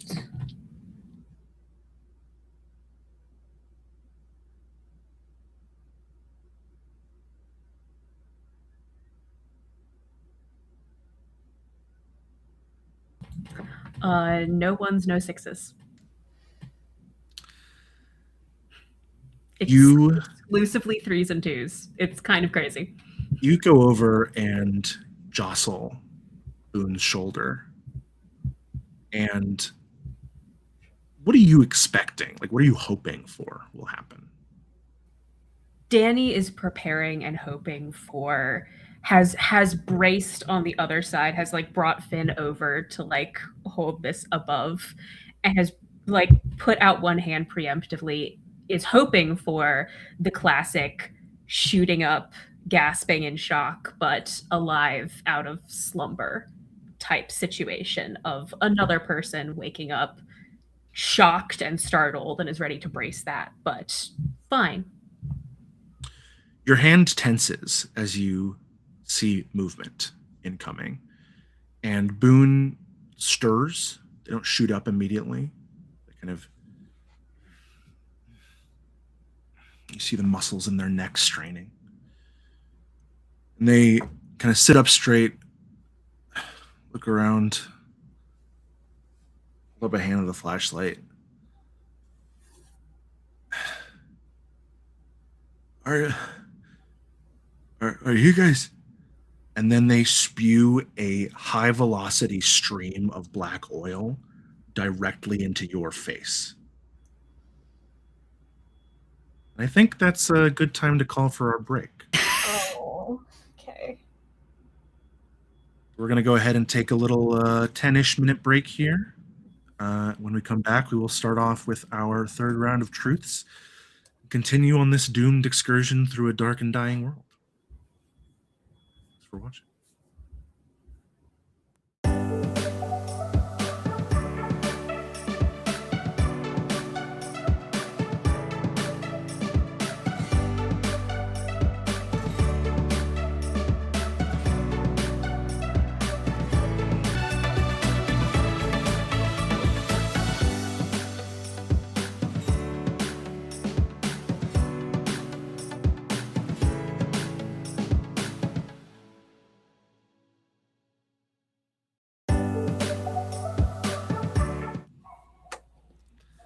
Hello, everyone. Welcome back to 10 Candles, the Midnight Deep.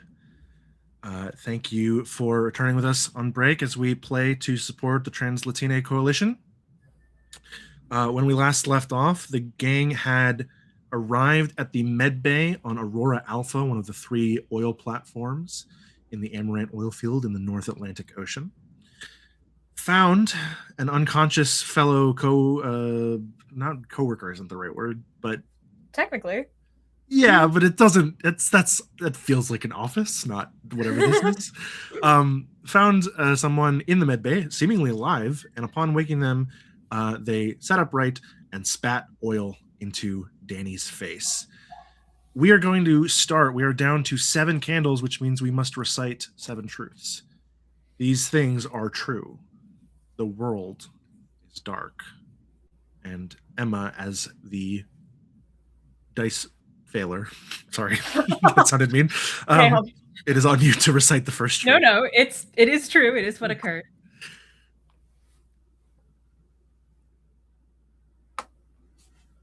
The oil in Danny's eyes has the glow of the algae in it, iridescent and vibrating.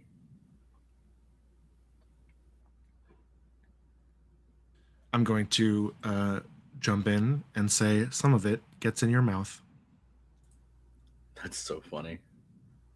Okay. I have a different truth then.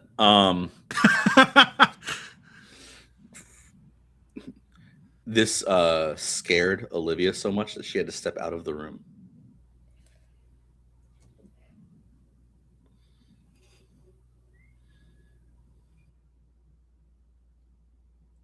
Three more.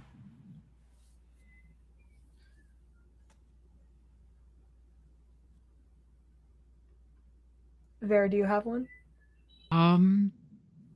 Sure. I'll do the one that just came to mind. Boone is going to live for at least one conversation.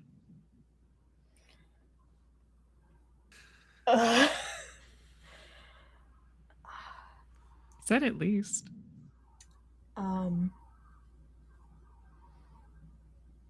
Yeah, I can't think of anything else. Could be small. Yeah. Could be. I something know. outside. I know Boone. We worked a job together before. Franklin's body sits up. Fuck you. I knew it was coming, but god damn it. And we are alive. For now. All of us, maybe, in worse ways in some cases. Yeah. Olivia looks and sees this in the light of Finn's flashlight, and she like just gets this glassy expression. She's like, what the fuck? And she just starts backing out of the room. I think all of that oil question mark hits Danny in the face, and Fana is apparently prone to shouting or screaming or otherwise exclaiming, does so and then immediately starts trying to wipe that off with the sleeve of his jacket. Okay. Yeah, you do that. Unless Danny resists. I don't think I resist. I don't think I'm making it. Danny isn't making it particularly easy either. I don't think anybody here has necessarily heard Danny shout before. If anything, he seems to be like, gets injured a lot, but just doesn't really react to it one way or the other, seems to kind of shrug it off. When the oil hits his face, just yells in shock, and then that turns into kind of a worse gurgling sound because that allows the oil to get in and goes back like a few feet. So Finn probably has to go kind of walk around Boone that's now sat up to Danny who's hit the floor. If I may, the tables all have like these like you can hit the latch and move the tables with the wheels at the bottom of them. Yeah. The table that Wesley is on, Saunders is gonna unlatch the thing and move it backwards so that we're further away from them. Like basically, and he's gonna lean in and say, let's not get too close to that. But the idea is, on the surface, I look like I am being very helpful, but I am putting Wesley between me and them. Nice. And yeah, doesn't like resist that, but like from now across from just, hey, Boone. I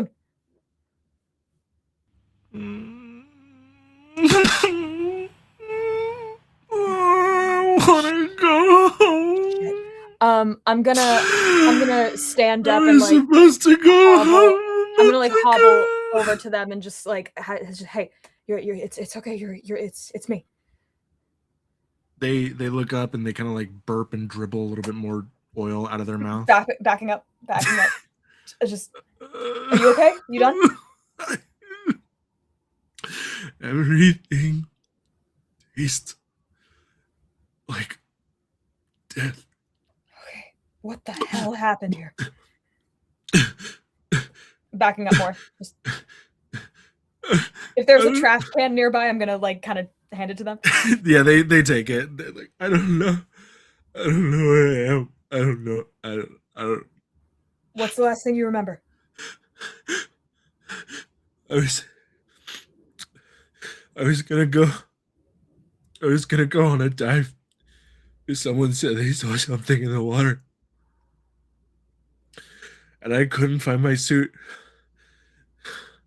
And I went to look back, and there was something there. There was something in there. Okay. And I ran away. And I don't know what happened after that. I think I might have fallen and hit my head. Okay. I want to go. Shit, I'm sorry, man. All right. Can I get closer to you? Are you? You do whatever you want. Yeah. I just don't want. Yeah. I'm gonna like just give them like a once over, inspect them like for any other injuries. You see that there's like a gash on the side of their head. Might have been a hit. Okay. They have an abrasion on the back of their hand, and that's it. And Okay. I mean, they don't like maybe like slight cuts and scrapes and bruises. Right. I'm gonna like point to the algae around. You don't know where this came from? How this happened? Did we fucking sink? Or we? No. We? No, you're fine. I don't know what the fuck that is. I've never seen that before in my life. Okay. Listen. Why am I puking oil? I don't know. We are gonna figure all that out. We just got here from Beta. Beta. It's collapsing. We had to. Oh my god. We're all gonna fucking die. No, Boone. Hey. It's okay. Listen. That thing you saw, whatever's down there. What did it look like? Can you? There's this big shape and it had the eyes, glowing eyes, and I just turned and I ran. Okay. Who else was with you? Anyone I know?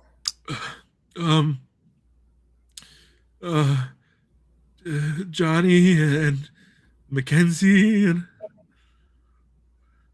oh my god, I just left them behind. Okay. I'm They just gonna, like, start to completely break down. yeah, just look at me. Breathe, okay? Breathe with me. They're having trouble breathing. Yeah, I'm just gonna every time they take a deep breath, there's like I'm not gonna do it for risk of making myself actually vomit, but there's like a kind of a rattling, like struggling to get air in. Yeah, just like keeping hands on them, but not getting so close that I'm in like the blast radius, but like that, like he has always like really liked them and just like wants to like calm them down. Yeah, you try, and they're sort of crying through it, basically. What are the rest of you up to?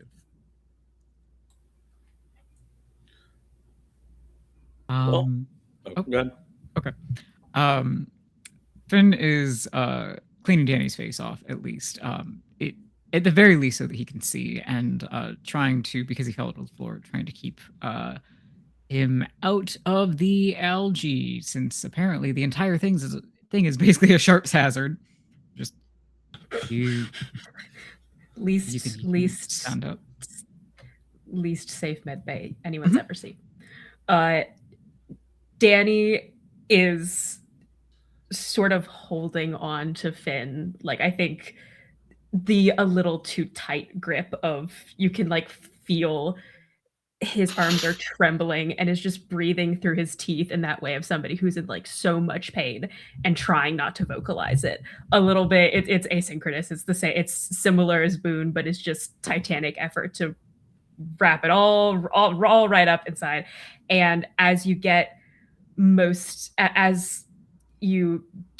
the stuff away from his face and mouth, I think opens his eye, like goes to open his eye and immediately just screws them shut once he just shit. Your flashlight's really fucking bright. Oh, sorry. And he'll angle it away from your face. And kind of goes to blink again and then just screws them up again. Just still so it's so bright. Fuck. And there's little bits of like, it's not as bright as the algae, but there's still just a glow up here that's lingering. And he seems to be having trouble. Their flashlight isn't even anywhere near his face anymore, but he just seems to be having trouble keeping his eyes open, looking at you. But he'll get up slowly, full weight on you, just I'm fine. Shit, what was that? When his eyes do open, Finn, you see that the irises have changed color. Cool. So count that down for a third person trying not to vomit, but probably not trying not to vomit oil, at least. So that's good. It's gonna be fine. Everything is normal around here. It's not. He kind of stumbles when Danny uses him for leverage to get up, because he is not very large, and he is taller based on what you described Danny as, but everything else is like, nope, no, you should not. This is backwards. So he kind of like stumbles into Boone's bed and just a little like, fuck, sorry, and steadies them both. It's like, don't know what that was. Tries to think of something else to say. Decides that moving across the room is the better option to also get back out of the blast radius, because neither of them are going to be taking that oil to the face again, preferably. Have we noticed Franklin sitting up yet? Yeah, I was wondering about that. No? But, okay, cool. No, yeah. What is then, Saunders up to before we move on? Well, it seemed like they were all super busy, and not really paying much attention to Saunders. So he is going to step out and put eyes on where Olivia went. Oh, I was gonna say, yeah. Roll. Sure. 7 dice. Oh. 7. Great. 7 candles, 7 dice. 2 6s and 2 1s. You like to re-roll those ones? Nah. All right. And a 5. You tell me where Olivia is. I think she needed to get air and is kind of looking over at the water like really far below and just taking a moment to compose herself because she is supposed to be the one that is stern and in charge and always looks like they have the way they, and I think that I catch her in that moment in between and she sees me coming and notices I'm there. So if she wants to say anything, she can. This is fucked. This is absolutely fucked. It does seem pretty bleak, but at least we're all together, right? Yeah, we gotta stick together. I mean, you've been making all the right decisions so far. Yeah, okay. Sure. Yeah, why don't you keep up the jokes, Massimo. That's fine. Shrugs. Okay, let's you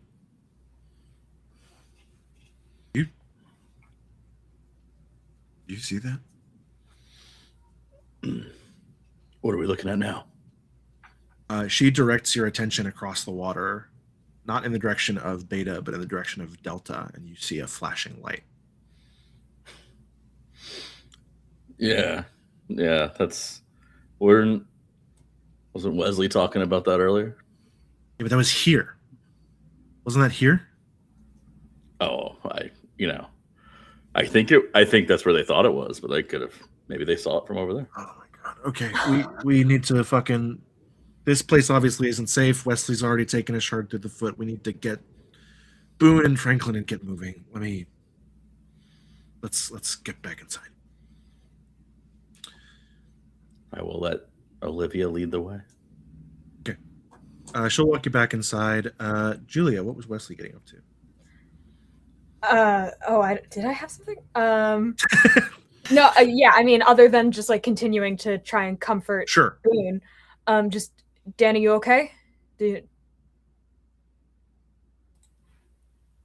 I am walking. Okay. Don't let us know if anything feels off, okay? It feels off. Right, but I'll tell you that right now. this is gonna see if you can make yourself get that out of you. Maybe. Thrilling, appealing. Yeah, sure, I'll... Do you know where your blinking lights were coming from? Top, bottom? Yeah, we got Boone. Do you have any idea? I guess you don't know how long you've been out. Who else might be working up top? We got a Morse code message from Beta. There's everyone left already. Man, it's fucking dead here. We were trying to get to the bottom to see what was going on with the rig because there was some kind of error in the pressure. The gauges it didn't add up, so we were trying to see if there was something we needed to fix, and then there was. And anyway, you said Beta's crushing, right? Did you have like an impact or what? I don't know. I think we saw something like what you were talking about. Oh, okay. So it's happening to all of them. That's great. Okay. Listen, can you walk? They get up and stumble, but then they straighten. Like, yeah, I can walk. Okay, and you feel like you got everything out? I don't know. Okay. I don't know. I'm really thirsty. Do you have any water? Can I say that I do? Well, you started out in the mess hall. Why don't you roll for it?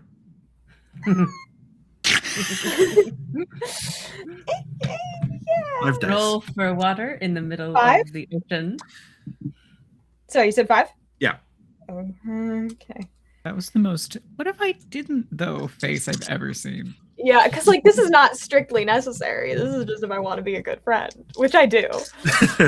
So Nothing goes wrong in horror stories when one is a good friend. No, of course not. It always works out. That's a lot of 4s and 5s and some 2s. Okay. You swore you had your canteen on you. And as you go to reach for it, it is gone. And you can't imagine how you could have lost it in the meantime. But there is an empty space on your belt where it was supposed to be. And you start to think, okay, well, we're in a medical room. There's probably some water. There's a sink, might be bottles, might be jugs. And as you turn around to start to go searching for them, Olivia and Saunders enter. And at the same time, Franklin sits up in his bed, and his eyes are 2 glowing yellow pinpricks of light. We will darken our 4th candle. Why is it always me? It really No. is. I Get mean, lucky. it wasn't one time. I was about to say, don't worry. If all goes well, we'll all get an equal share of blowing up the candle flames. Oh god. All right, we're down to 5, so each of us will only get 1 this time. Oh God. You do have to start us off, Leslie. I just felt a choose wisely banner appear in front of my eyes. Yeah, I am not prepared at all. Okay, hold on. It's all good. It's all good. I feel like at this point you should be getting prepared because it's a pretty All right, man. consistent track record. But Tell us how you really feel. this is what I'm saying. Every time I haven't run that game this much, but every time I've run it, there is one person who is like a statistical anomaly. Thanks. You're welcome. Okay. Means you stand out. The second I see his eyes glowing, I take that piece of debris I took from Beta and just whack him across the face.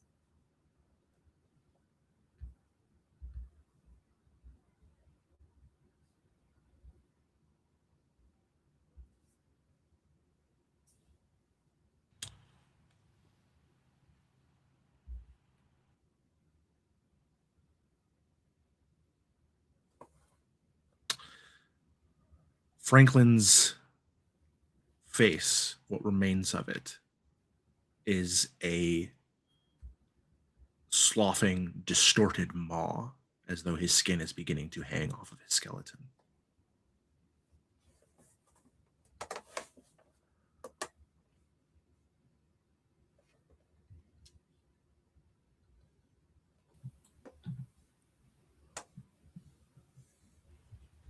Three more. Can be big, can be small. Somewhere on this rig is a lighter.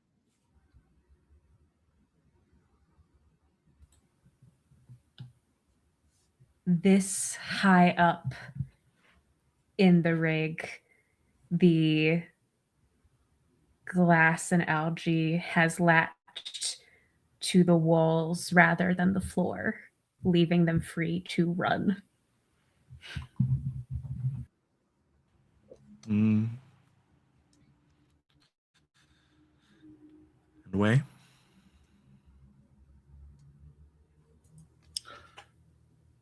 The battery in the flashlight goes out.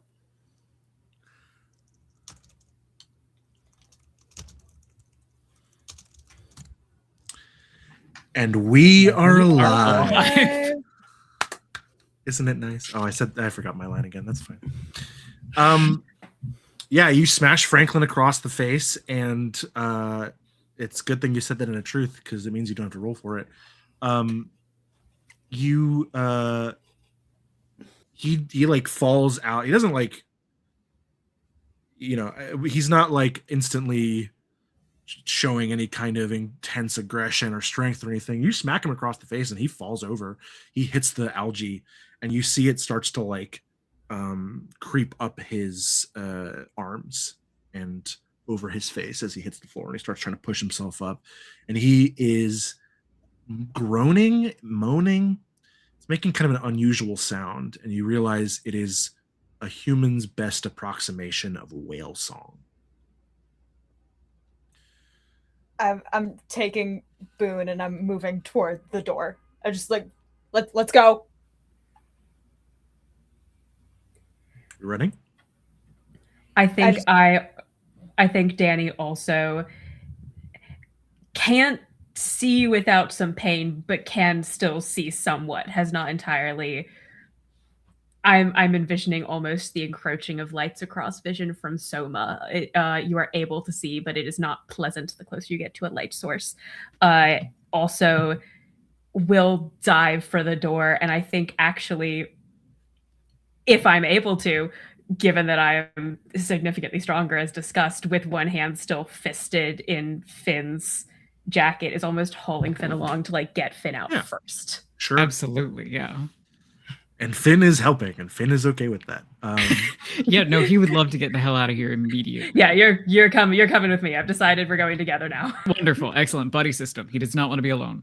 What about Saunders? Yeah. As they all are clamoring out as quick as possible, and I'm gonna lean in and like help push Boone out, and if possible, I would like to slam the door shut behind me with Olivia still inside. Damn. All right. What do you? Wait, hold on. What are you doing? And I'm gonna like try to push you away to reopen it for Olivia. Well, I could Saunders swear gonna she was just out here. roll some dice for that, I think. Would you say I didn't see you two re-enter? No, they enter. You guys all push out. Saunders is trying to be the last one out and slam Olivia inside. Okay. So Yeah, because the rest of us are bolting. Yeah, and I'm So trying to, and I would act like I'm pushing Boone along to help. Gotcha. And So then am I just rolling close the door. to clock that or no, to stop Saunders is rolling to do it, that? Oh, I see. and then we'll Okay. see what happens after. Gotcha. All right. We have 6 dice. That's the question I was getting at.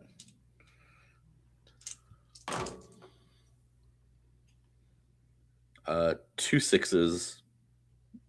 That's it. 2 6s. You, well, all right. I have a chance of actually winning narration right Do it.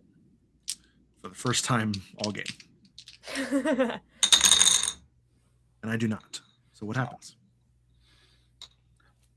Very fantastic. No, I think, like I said, I help Boone, and I'm acting as helpful as possible, and I would just make sure that as everybody's getting by, it would look like they bump past Olivia because Olivia was walking in first, and I will slam the door and be like, "We gotta go," and just try and be as loud as possible behind everybody so that you can't hear anything else as I kind of corral them down the stairs. So I think in the panic to escape, the rest of you would maybe notice that Olivia has not joined you. It is dark. Your flashlight has just gone out. So if we you don't- notice, it is when you are 3 flights of stairs up. Saunders, where's the captain? What do you mean? She was behind us. She was out here before we all ran. No, she left the room. Yeah, I went out and talked to her, and then you all came running out, and I helped you all. What do you mean? Shit. Fuck. Okay. And as we're running, I'm just calling out, just like, hey, this is Aurora Beta. It goes off the metal walls, lost at sea. Can I try to get where I think their floodlight was and where I believe the person who was sending the Morse code would be? Yeah, you can lead everyone up all the top there. Let me just make sure I'm not contradicting a truth here, actually, real quick. The whole way up, I'm gonna just stop and be behind you and going, Olivia, are you there? And acting like I care. You just act like I care. Roll to act like you care. No. I will. No. You see, you do hear a very faint, distant echo of a keening whale song rumbling off the rattling metal. But you're able to lead everyone up to the top of the platform, and you find, much to your dismay, a large makeshift mirror setup. There is a like reflective surface. It's not glass. It's some metal that's just been like very heavily polished, maybe with some kind of oil. And it is positioned such that it could catch the light that you see is now flashing from what you must assume is Aurora Delta, Oh my god. pointing at Aurora Beta.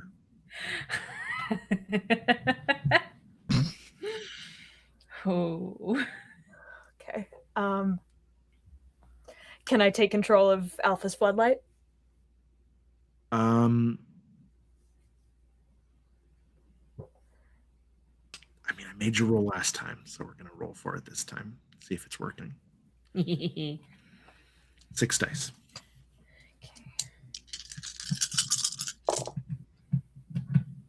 I'm gonna. I love how just that sentence. I'm gonna burn my vice to reroll one of these ones. Okay. I don't know how I would use this. My vice is quick to fight. I think just, I mean, it's a tense situation, and maybe you get more frustrated afterwards, or it's just the feeling of like rushing to something that Sure. maybe isn't a good idea. Yeah. We've just done the horror movie sprint. Yeah, so I'll roll, and then maybe depending on what it is. Yeah, sure. Sure.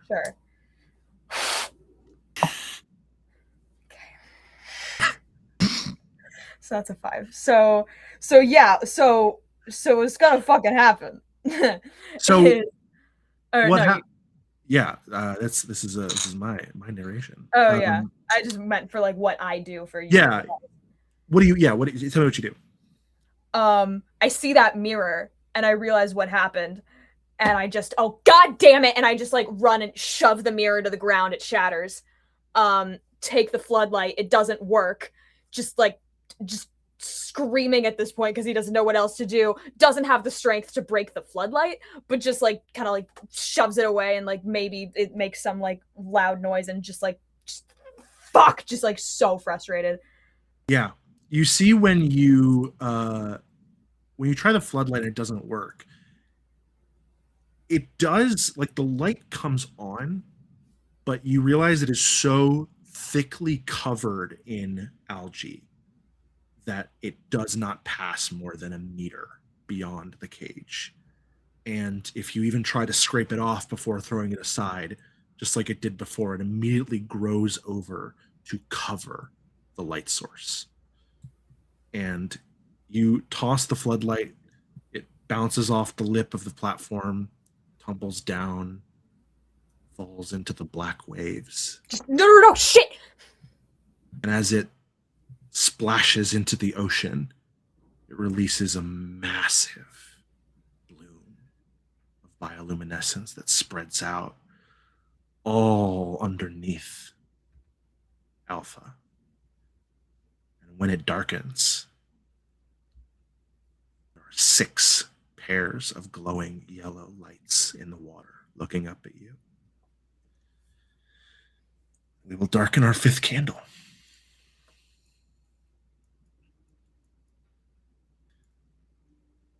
These things are true.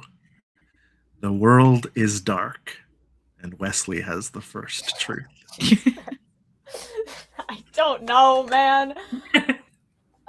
We can shop around if you're really feeling a moment. That's fine. These are our rules. Maybe. Yeah. Okay. Maybe. And yeah, someone else take it. You've only got 4. Oh. And in fact, I'll start with one. Okay. Franklin did not kill Olivia. Okay.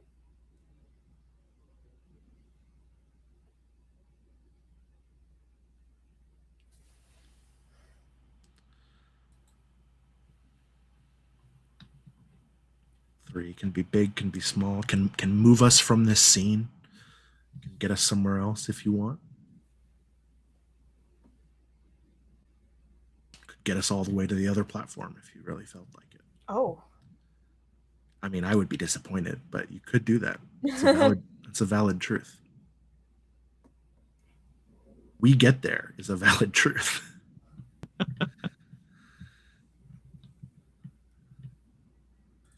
I think after the splash and Wesley's anger moment there, you hear Olivia call out for help.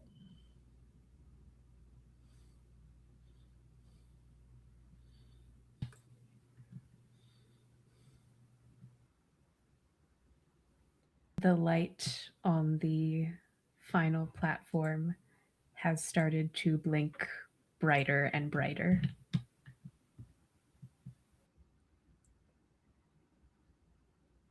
Whoever set up the mirror here is not themselves anymore.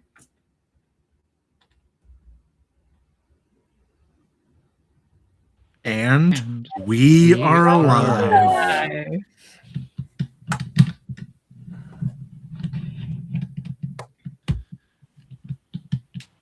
You guys are on top of the platform. I would turn to everybody immediately. Saunders will say, do any of you know how to start and actually you know how to start and like get the boat going, right? Yeah. So we have to pass by Olivia on the way back. You can hear her. Yeah. If maybe one or two of you go to the boat and get it ready, the other one of us can check on Olivia and meet you all down there. I don't think we should split up. Let's all just go get her and then. I'm just saying, it seems like this is getting a little bit out of control. I just splitting up is how we lost her in the first place. Good point. Let's go. Does it look real quick? Just does it look like the Morse code has changed at all, or is it just brighter?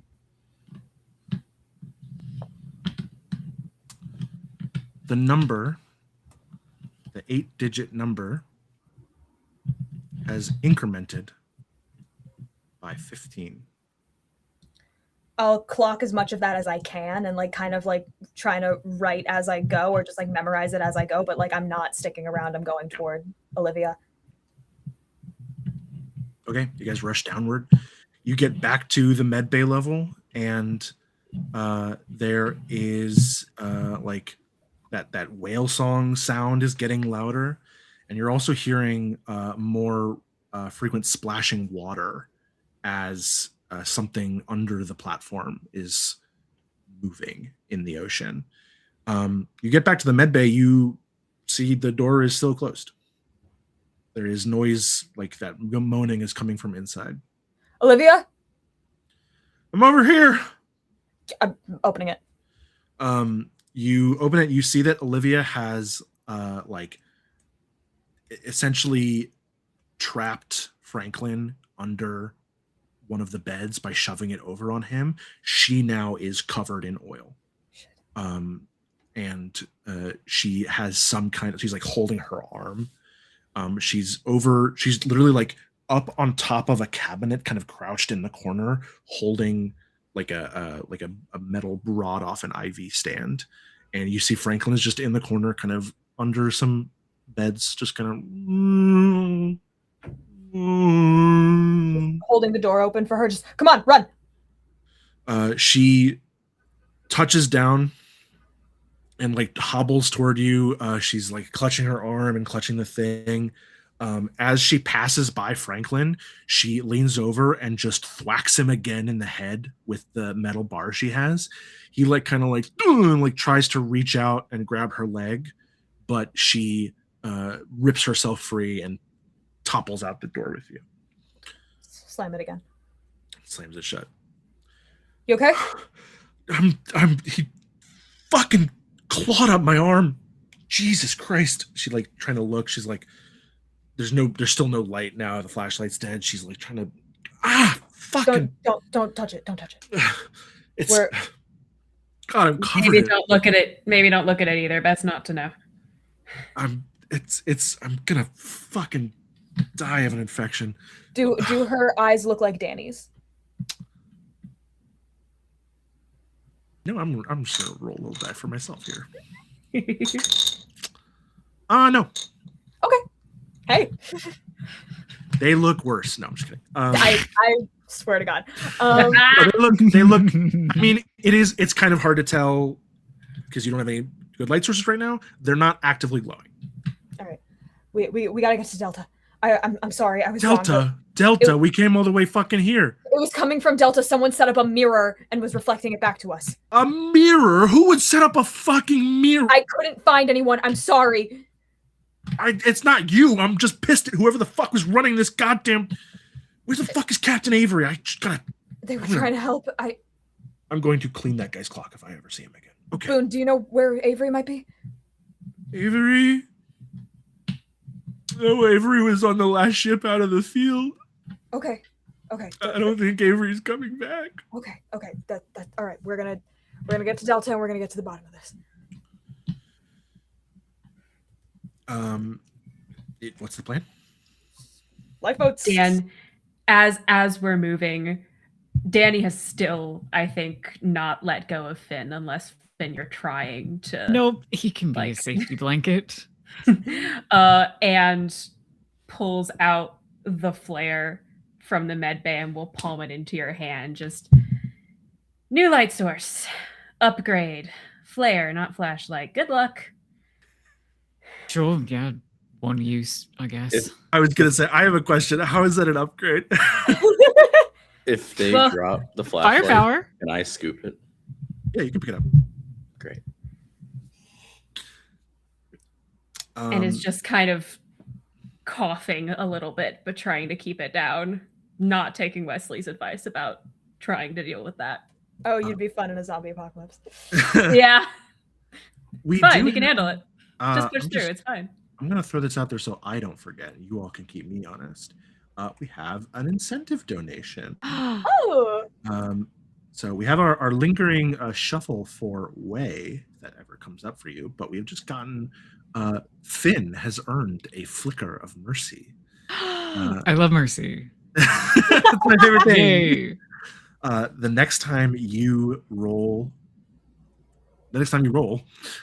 you can add a hope die to that roll, even though you don't have. Yay!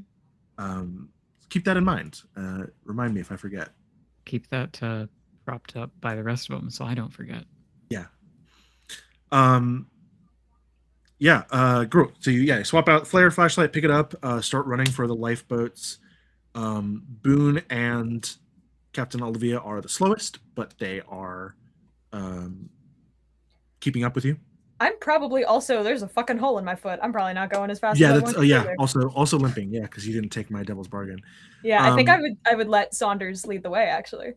Sure. Yeah, I think I am second. Danny is weirdly now having an easier time walking as the light sources are lowering.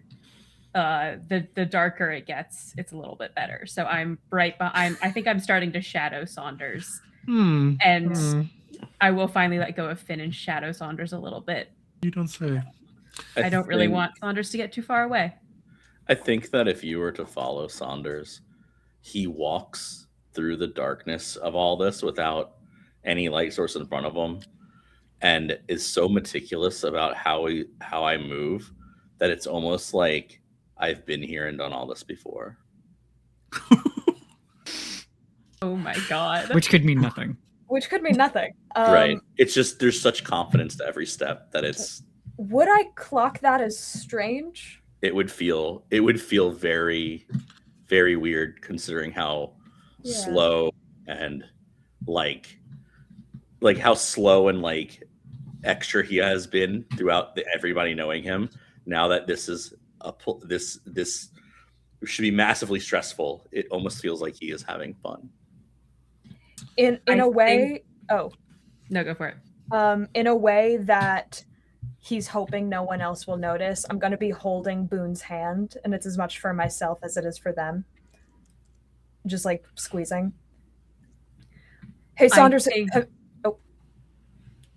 Hey Saunders, have you worked on this rig before? They have the same layout. Right. That's true. So Okay. just it's right up ahead. Come on. I Okay. would just keep moving. Yeah. I think, yeah, Danny Saunders winds up right on your heels almost as we move, just so that when we get to like the last stopping point you're leading to, almost bumps into you, and you would just see slightly glowing eyes a little bit too close to your face. Of course. You there? We're right here. Saunders, go ahead and roll to navigate safely in the dark with all these glass spikes and algae around. How many dice? You got 5 dice, my friend. Oh, good. 2 6s and 2 1s. 2 1s. Are we gonna re-roll? Oh, let me look at my thing. I mean, controlling seems just fine. Yeah, I can re-roll one of these ones, right? Sure. Yeah, you're taking a controlling position right now. You can roll both. You can roll all the ones. Oh. Yeah. Oh, well then another 6 and a 4. So we're at 3 6s. 3 6s and a 4. I only have 1. So you navigate us to the lifeboat successfully. What is the state of the platform along the way? It is not falling apart, but it is so much worse than it was last time. But somehow it's like everywhere that Saunders is stepping makes sense in a very weird, very unnatural way. But as the bloom kind of like hit, because like every couple of his footfalls will make the bloom like ripple.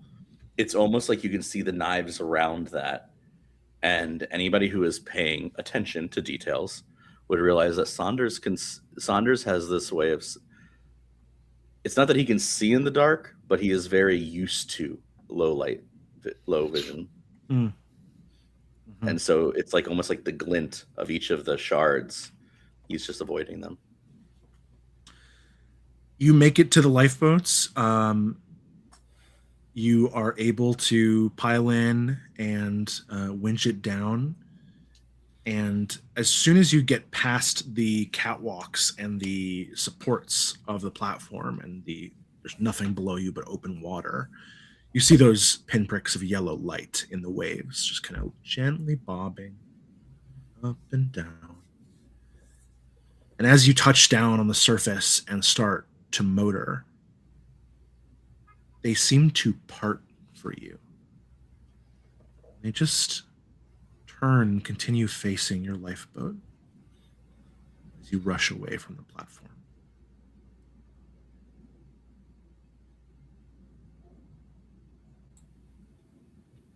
Get about halfway across the field, and Olivia starts coughing. This deep, chunky, mucusy cough that she can't even speak through. She holds up a hand to still you from worrying. And as she staggers to her feet, something leaps from the darkness, swoops across, and tackles her off the ship, off the lifeboat. It's just coughing, coughing, coughing, a small splash, and then she doesn't even make a sound. I think Danny makes it's almost blind from vision, just makes a grasp towards where that was. Unclear if it's to try to grab her or grab the thing. Roll. Oh. 5? 5 dice. Right, we didn't end with any ones, is that correct? Yeah, it was a 6 and 4. Yeah, 5 dice.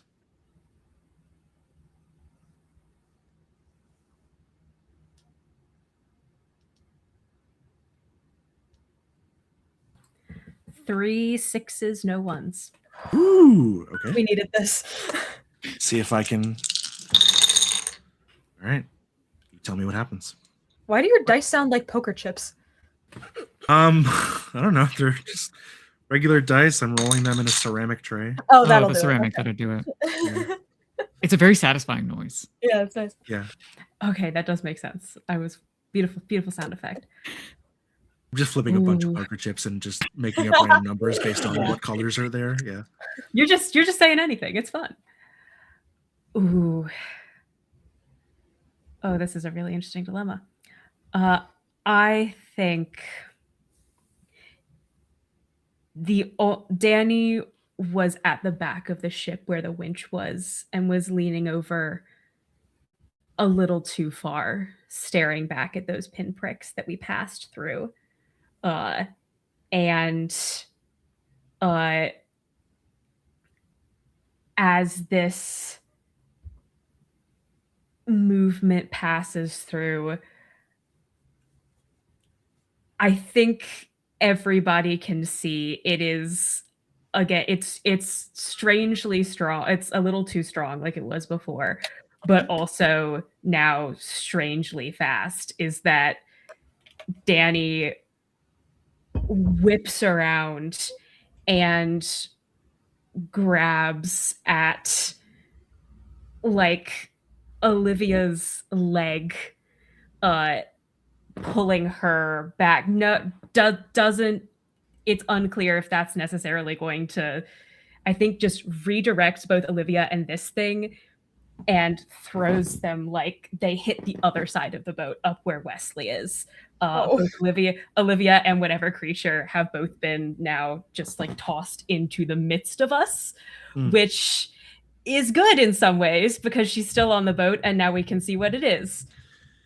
Yeah, so a couple things happen. The first thing is you hear a dunk as Olivia's arm is pulled out of its socket by whatever is holding on to her.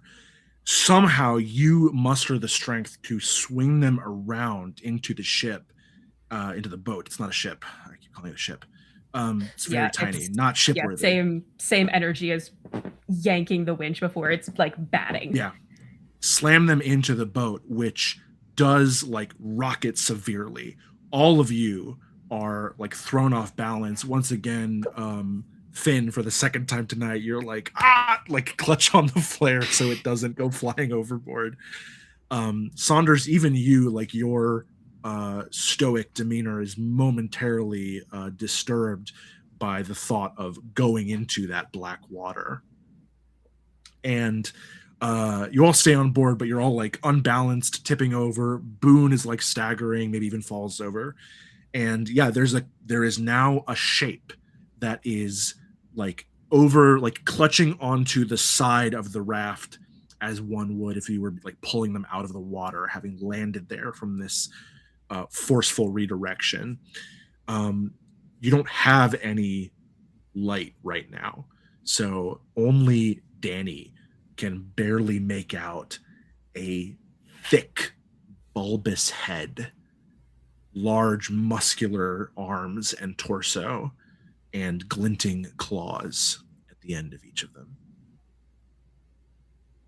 What do you all do? This is like instant reaction. I have a question. Is Olivia in the boat? Yes. Is she making a bunch of noise?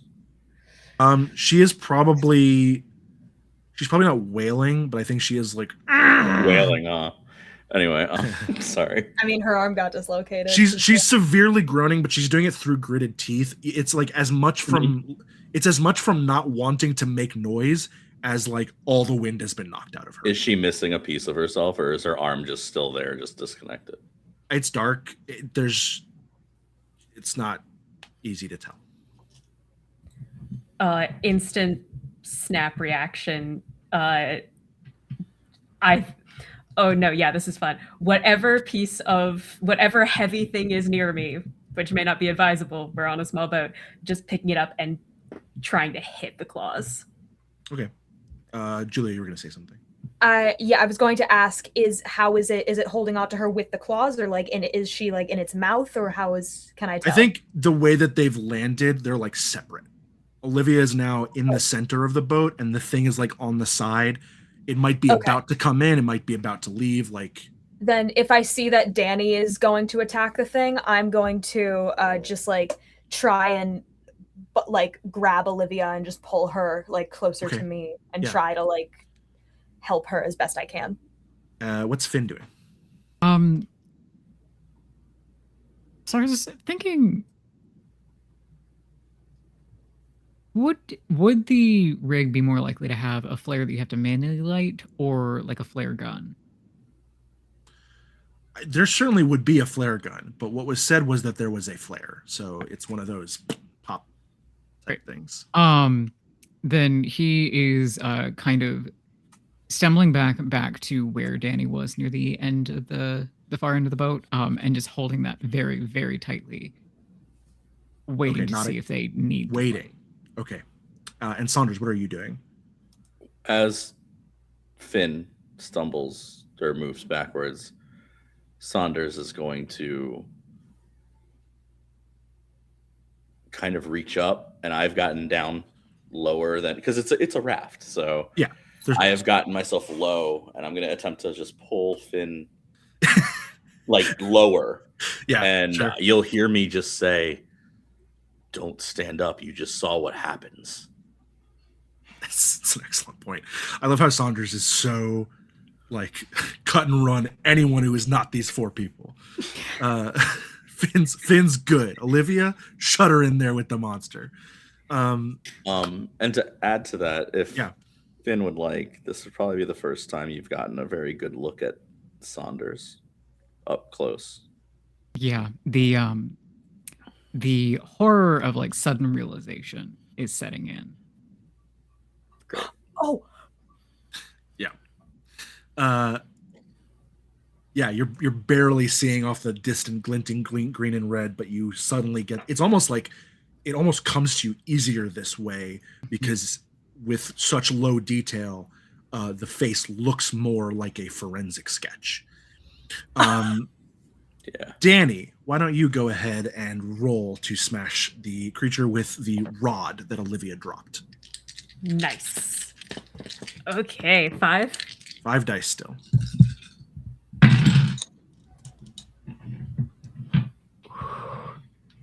That is 2 6s and a 1, and honestly, I will burn to re-roll that one, I think, as well. Sure. It's bad out here. 3 6s. Great. Damn. I got none. What happens? The vice I burned also feels. Sorry, go ahead. No, go ahead. One of our candles just went out. Oh, good. Bad. Hey. Not good. So you still succeed, but the scene will end after this. I forgot that can happen. Oh, it's terrifying. I love it. The vice I burned, which also feels fitting here, is hot-headedness, jumping into action, no thought, no plan, just movement. Just same extension of batting Olivia and this thing out of the air, like brutally, almost violently. Danny grabs the rod, brings it down on the claws that are on the side of the boat and also the side of the boat. The wood, like, it is a hard enough blow. The wood, or it's a whatever, rubber raft. Rubber. I was about to say, like, I think there is a, I don't think sinkable necessarily, but like something punctures. There's something hissing. Sure. Slightly. Yeah. You got a success. Are you aware that you got a success? Yeah. Yes. Yeah. Okay. No, don't worry. Don't worry. I got you. Like, it's hard. And the claws like splinter apart, almost like those glass shards, and just sink back down off of the boat. And in the next instance, Danny will just slam his hand down on that puncture mark, just breathing. Shit. And you feel your hand suctions to it in a very inhuman way. Oh, God. These things are true. The world is dark. We have 3 truths. Normally, if a candle just goes out, it's my first truth. But since I did one last time, I'm going to give it to Emma because you were narrating at the time. We make it to the final platform. Good use of a truth. 2 more.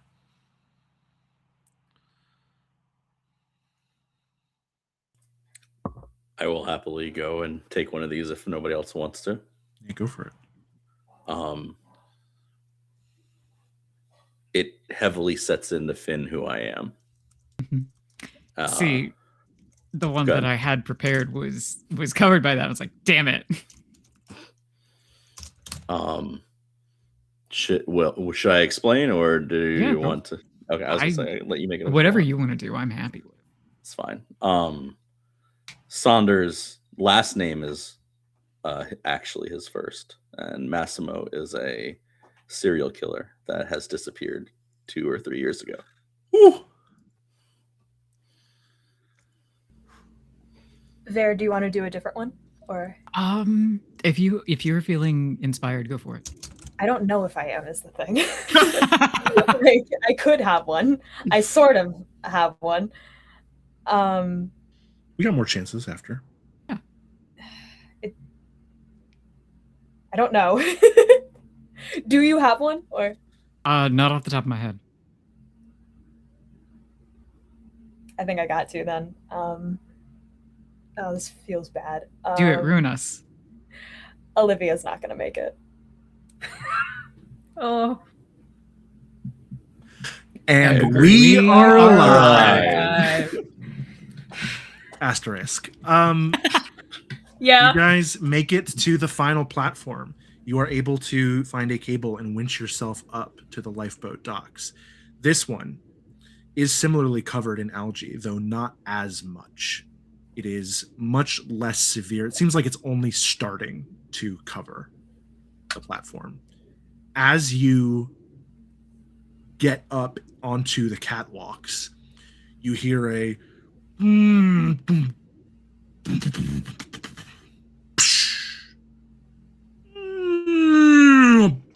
loudest sound you have ever heard in your lives as the remainder of Aurora Beta crashes into the sea, sending a massive wave of algae and ocean water crashing against the foundations of Delta. Where you are, you're safe, but you can see the high waves leaping as if to grab you and pull you back overboard. Algae clings to the foundations, and as it recovers from the impact, begins to creep up the girders. Where Where are we going?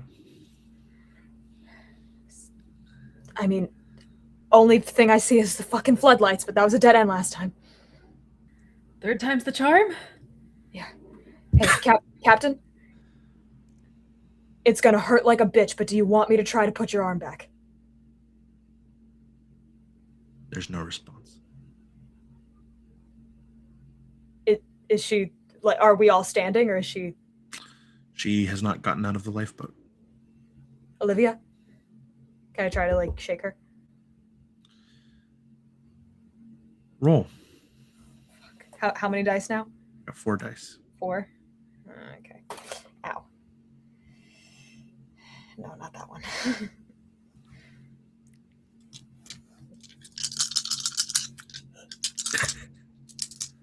Oh, one of them fell out of the tray. That's 1-1. All right. Well, I believe the only card you have left is your moment, so you cannot re-roll. Yeah. Unless So- it happens, like, right now. I am doubtful. Okay.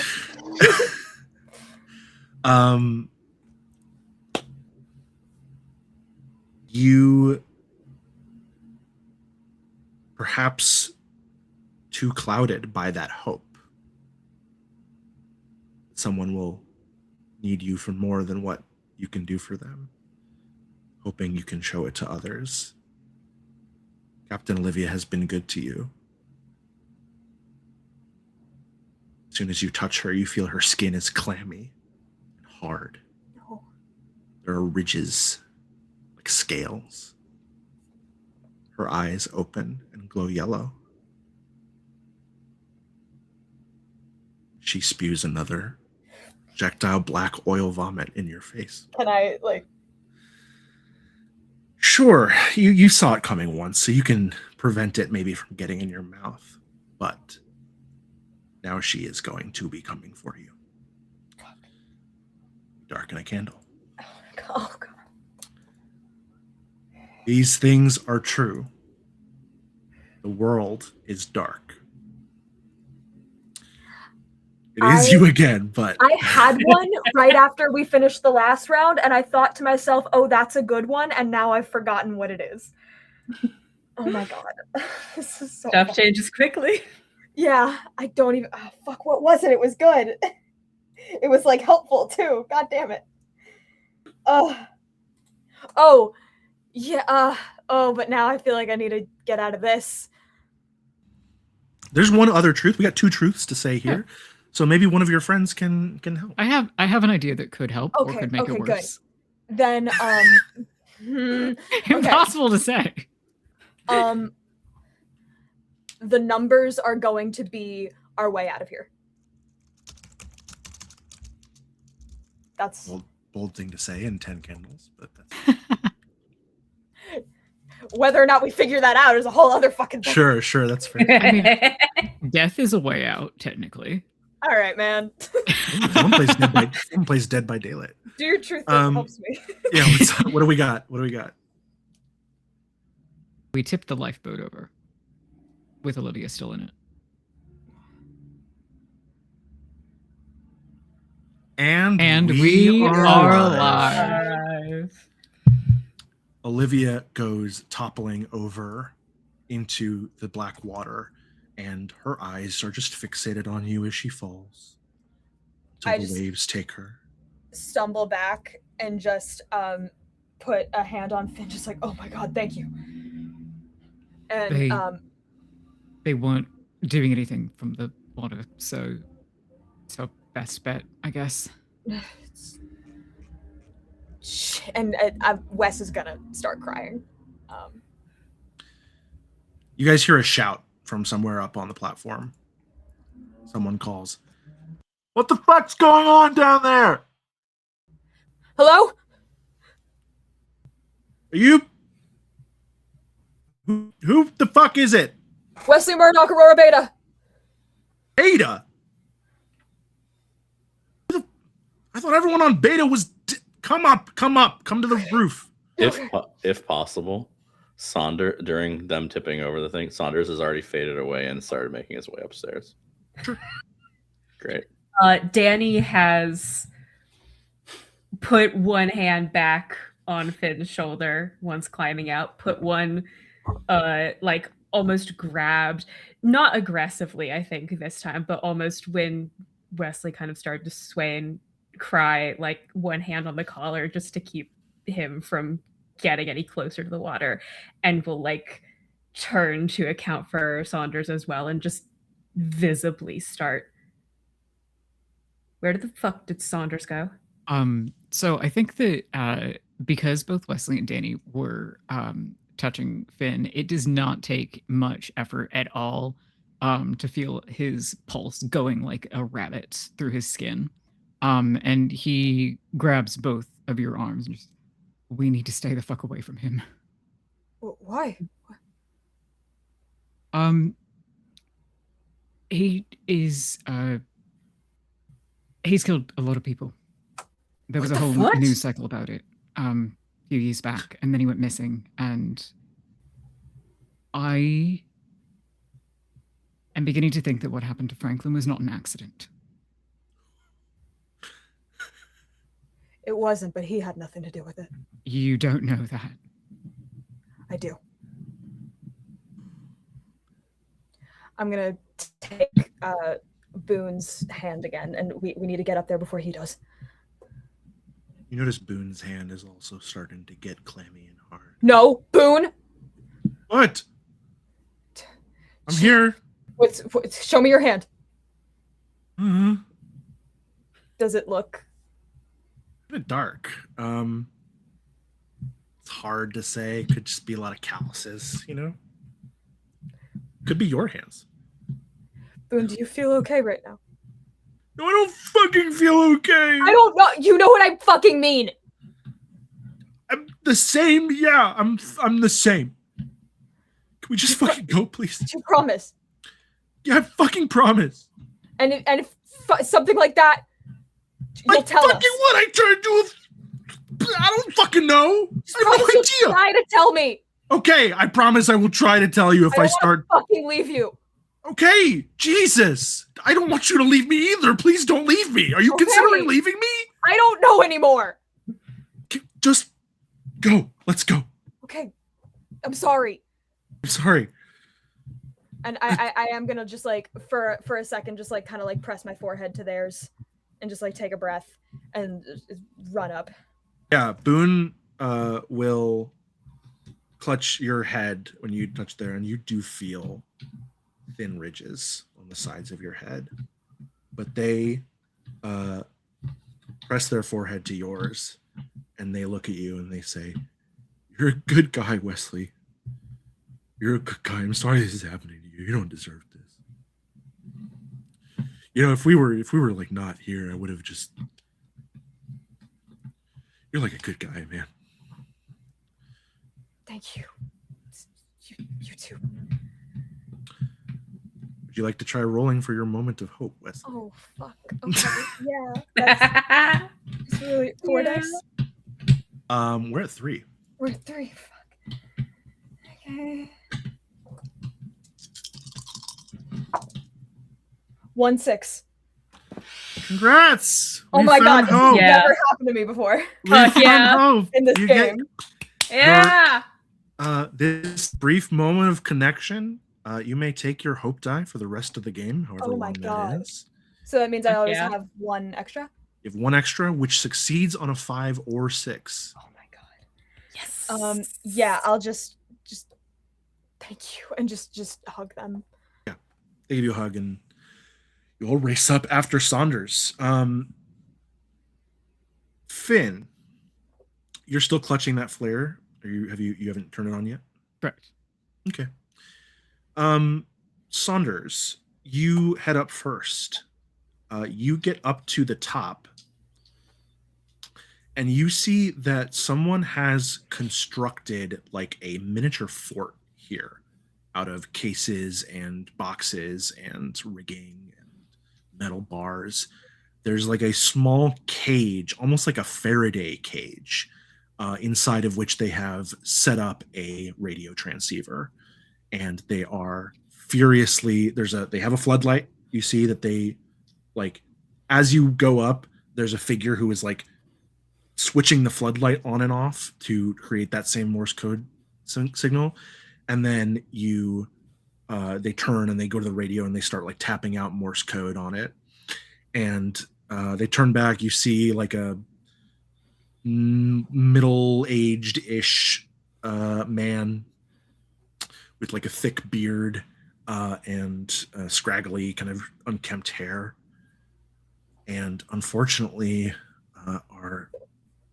two of our last 3 candles just went out. Mm-hmm. 2 of them? Yeah, they go 3 at a time.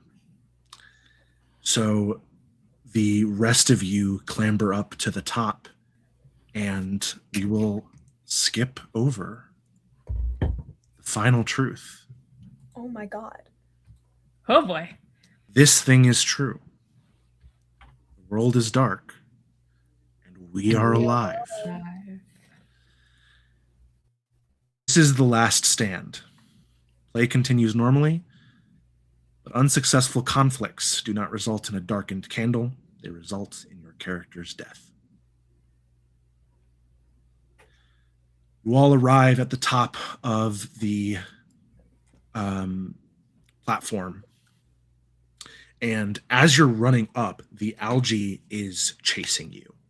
And not just the algae, but more of those creatures, whatever they are clambering up the rigging and the girders and the catwalks, clambering up the ladders, and not quickly, but they are obviously pursuing. They are coming up after you along the stairs and catwalks, and you realize they know they don't need to go fast because you have nowhere to go.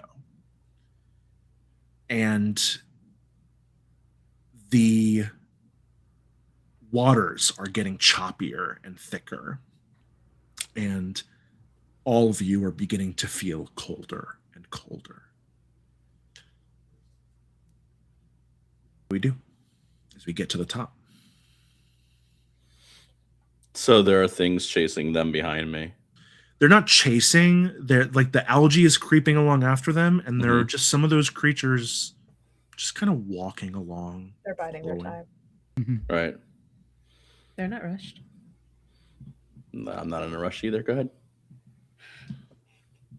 The person at the top who is like managing these devices, again, they're like a middle-aged man, bushy beard, scraggly hair. They are wearing a uniform, but the tag has been ripped out and one of the sleeves is missing, and they only have one boot. And he's just like jumping around from piece to piece. And you see this whole like cage fort setup is centered around a candle went out.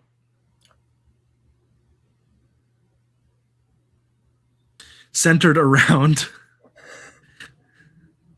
that shouldn't be on. Centered around a like large chunk of rock, metal. It's got a sheen to it that you kind of barely make out in the ambient light of the safety beacons. And yeah, just as a reminder, you have no light sources right now. Everything that you can see is illuminated by like an every other second flash of green or red light.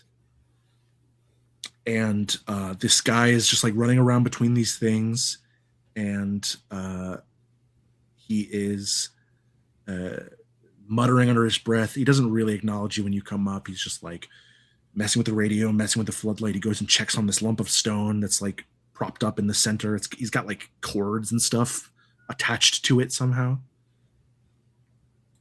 Question.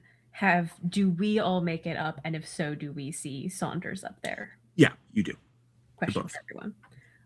I think as soon as we spill out into the space and catch sight of Saunders, Finn, Danny does, I think, just step in front of you, between the two of you. Yeah, no, he's not going to complain about that, but he is going to keep a hand in the back of your shirt or jacket or whatever you got on from the uniform, similarly to the way that Danny did to him. Keeping eyes on Saunders, but addressing the other guy. Hey, what's going on? Hi. Hello. I'm glad you survived. Is there anyone else? Have you found anyone else? No, it's just us. Wondered. I've been trying to. These creatures, they're coming for this thing that we recovered on a dive, and I've been trying to figure out a way to communicate with them, but they don't respond to any of my attempts. They don't like light, they don't like sound, they don't like anything I can come up with. I'm running out of ideas, running out of time. Anything to get out of here, maybe? That seems like that should be the priority. Well, how do you expect me to do that? I'm a geologist, not a miracle worker. It sounds like he called them here. I didn't call them here. What's this thing you found? I didn't even know about it until. Okay, what's this thing that we found? It's a rock. It's a rock. Or something, an artifact. It was pulled up from beneath the waves, and okay. It must be resonant somehow. Was that before the sun went out? When was that? I don't know when it was pulled up. Okay, well, maybe they want it back. Maybe we just get rid of it.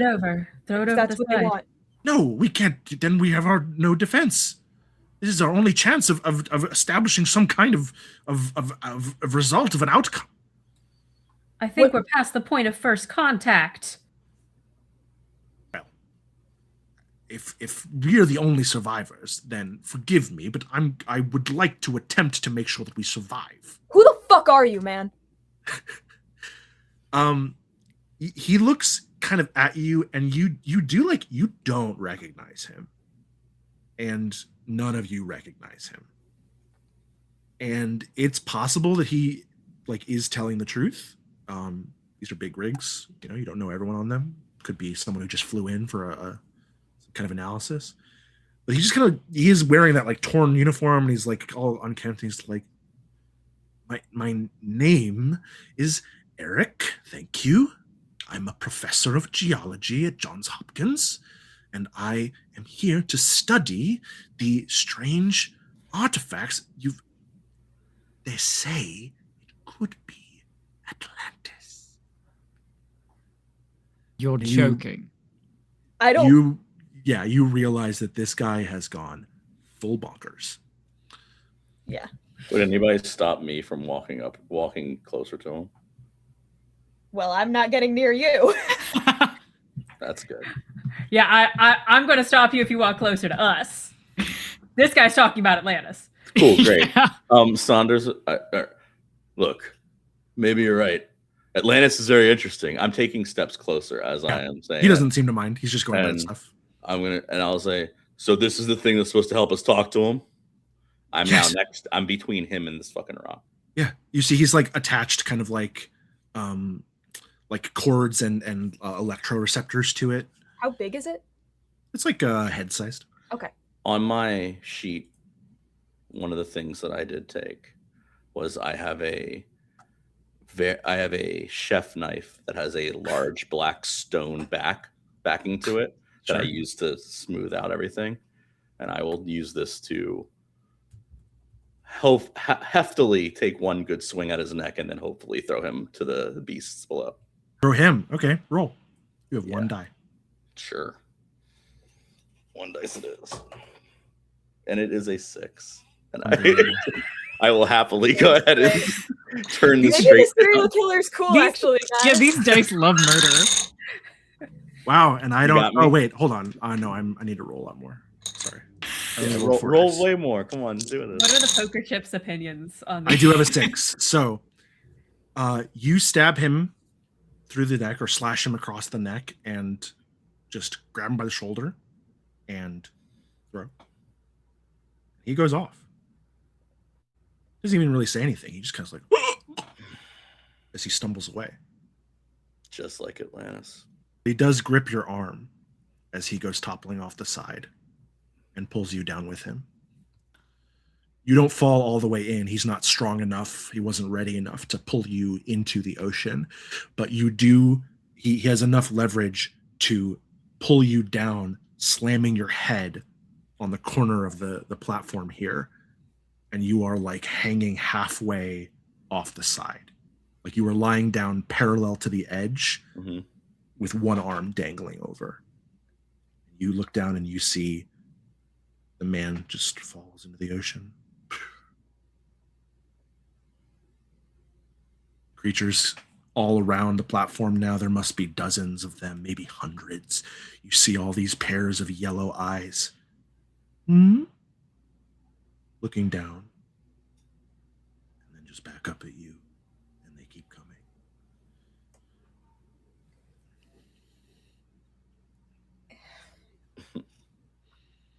Lay there just watching them for a while and see if they are going to come for me. And if they don't, I will just stay there and play dead. They're coming. Yeah, they will. Maybe within 5 to 10 minutes, you will have many dozens of these things up on the roof with you. All of us?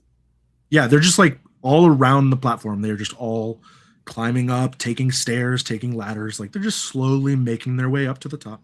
I am not going to move. I am going to watch and slowly just, if I have 5 to 10 minutes, there's 3 minutes of me just standing there, laying there, pretending I'm dead. Sure. Can I, and it's gonna like, I think send a shoot of pain through my leg with every step. But if I can see anything around of his notes or anything he left behind that might tell me what the numbers mean and where I can punch them in or something like that. Roll. Fuck. How many dice now? Well, we have 1 die, but you have a hope die. But I have 2 because I'm a special boy. Because my friend likes me. Not that much. And I can't use the brink unless it's a 1? No, you can use your brink. Yeah, you're down to your brink. I forgot. You can re-roll the entire roll with your brink Oh my god. by embracing your brink. So tell us how you do that. Please. Oh my god. Oh boy.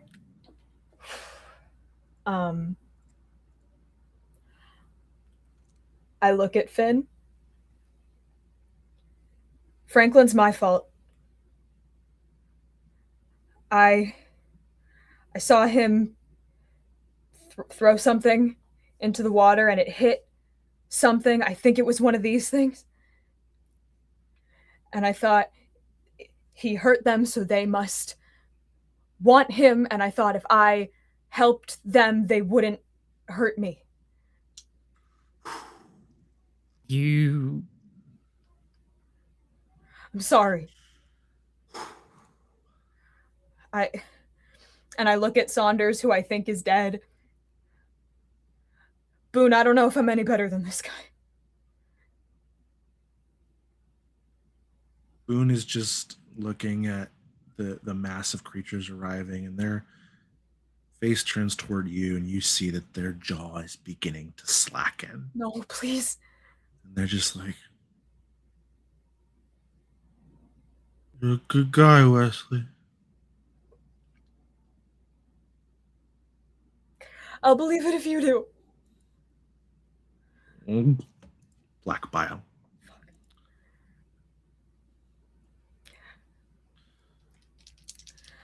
I don't leave a sailor behind if I can help it. I thought I could help it. And I got a 6. Oh my Ooh. You tell me, what do those numbers mean? You find he doesn't have papers so much as like he has taken a marker and scrawled on like the metal table that he has the radio propped up on. What does it mean? Oh man, I don't know. Okay. I can run with some. If you want to give me just a little, I can run with it.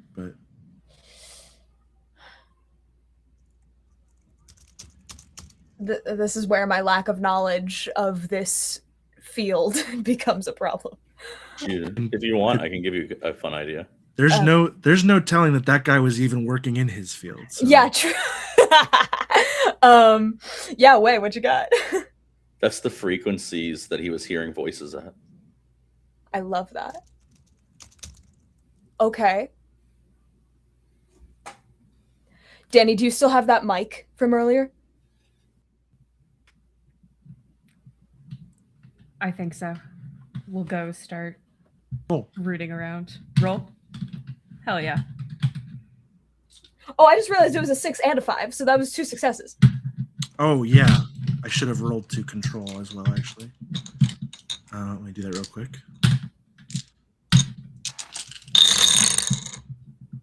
I miraculously do not beat that. Wow. Yeah. I'm going to look for if I ripped that mic off with us. What am I rolling? Just to double check. 1 die. Gotcha. I have my moment on top, not my brink, so I am correct that I cannot re-roll this. Yes. Will not be able to re-roll this. What was your moment? Can I help? Yeah, can we fix it? Fix something with only his hands. Which I'll count this as your moment. You did make the mic. I was going to say that was my first spurn also of ingenuitive as a virtue. It does come full circle. Well, is your moment on top, or do you still have another card on top? My moment is on top. I have burned both ingenuitive and hot-headed, so I have. Gotcha. Great. Oh, you did burn hot-headed. Yes, I forgot. So yeah, then yeah, this will be your moment. If you succeed, you'll get a hope die, and if you fail, the same thing happens. Oh, which of my D6s wants to roll this for me? Yeah, it's this one. I don't know why I'm asking. It's a 1.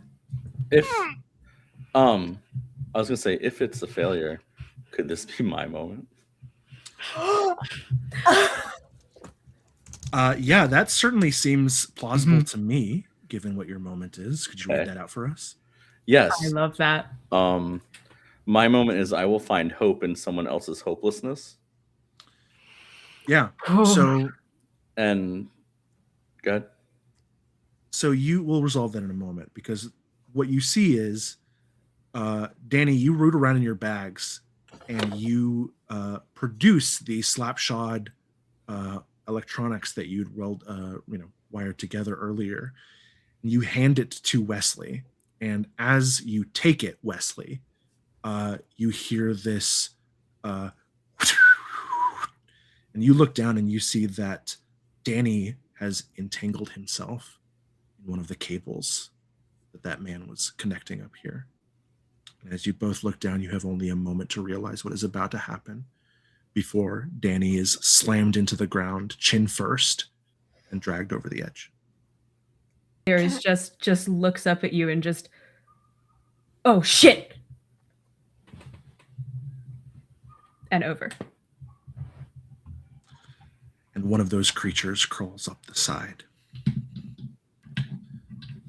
It's Olivia. She has changed. Her proportions are longer and lankier. Her hands have grown into claws. Her skin is this waxy, gray, metallic substance, and her head has expanded into a bulbous shape that is on the verge of caving in, and there is something trailing from her back.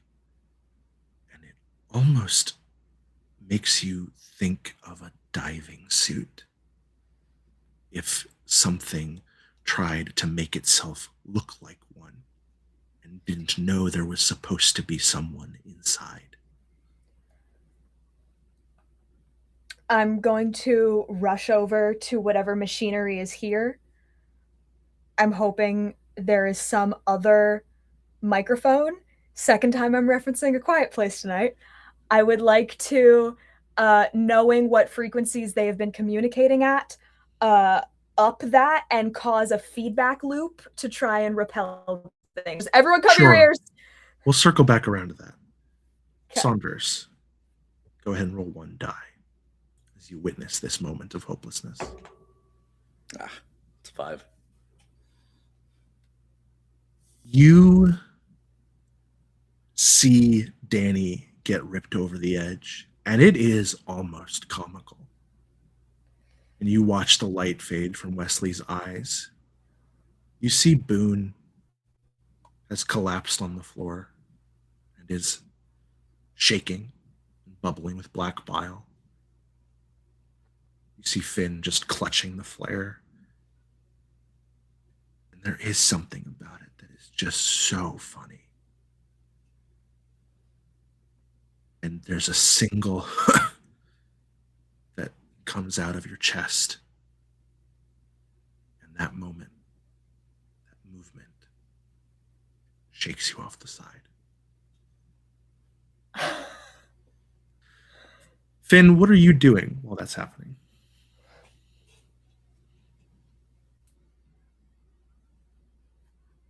Everything seems very bright for a moment when the microphone is still there. And then it all goes to absolute shit in a very, very quick second. And I think kind of in this comedy of errors almost, if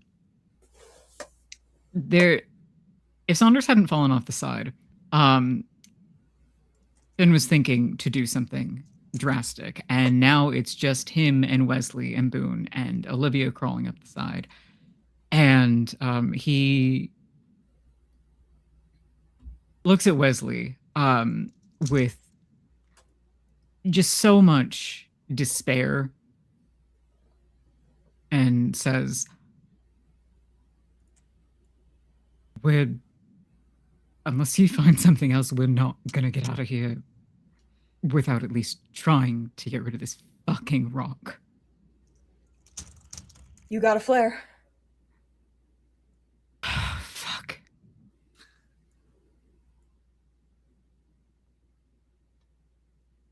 Don't know what good it's gonna do us, but it might illuminate the space, so he pops it. Okay. Yeah. Red light fills the platform. And if that could happen with the feedback loop that I'm trying to make? Well, we'll see. Okay. The dice have to say. Right. Go ahead and roll. Both of us? I mean, a flare is a flare. A flare pops. That works. Sure. So Oh, I'm rolling then. just roll your 2 dice. Okay. 6 or a 5? 6 or 5. I should have blown it. Okay, one kind of fell out of my hand, and I saw that it was a 6 before I picked them both back up. Are we? Did it land in your tray? It did for like a That's the split roll? second. Thank you. Okay, so that is 1 6, a 6 and a 4. Okay. I saw that and I was like, I have to be honest about that. I appreciate it. Yeah, you slam feedback together. What happens? I think, oh my god. I think the flare pops. It hits the rock. I don't think it's enough to like blow the rock up. I think it just kind of shoves it, sends it flying. And then, yeah, I make the feedback loop. It's immediately like excruciating. But all of these creatures start to shriek, and I don't think they all repel, but it does seem to like distract the ones that aren't immediately leaving, as they're all like dealing with the pain. I think like Boone is like somewhere in between, since they're not fully transformed, and I'm just like slamming on it until it seems that like enough of them are incapacitated that Finn and I could maybe get to safety. And like I'm trying to like hold my ears as much as I can, but I think like Wesley is going to have permanent hearing damage. Okay. That's a lofty hope to have permanent hearing damage. You can have permanent hearing damage for like an hour. That's true. Guess it's permanent.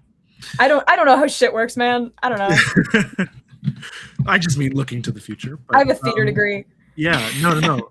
No, Permanent for however long my life that's is. all. Like, The hearing damage is real. I just think permanent is a lofty goal. I mean, permanent for the rest of life. Yeah. Let's say anything about how long that time is. Which is going to be so long. What do you mean? You see all of the creatures on the platform duck and cover their heads, not out of pain. They seem to be worshiping. Horrifying sentence. Olivia, or that which was her, kneels down in supplication, lifts that bulbous head,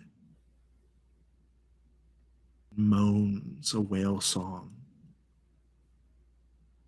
You can understand it, Wesley. You hear her sing. Such a lovely, beautiful sound. Creatures are entranced. What do? You orphan?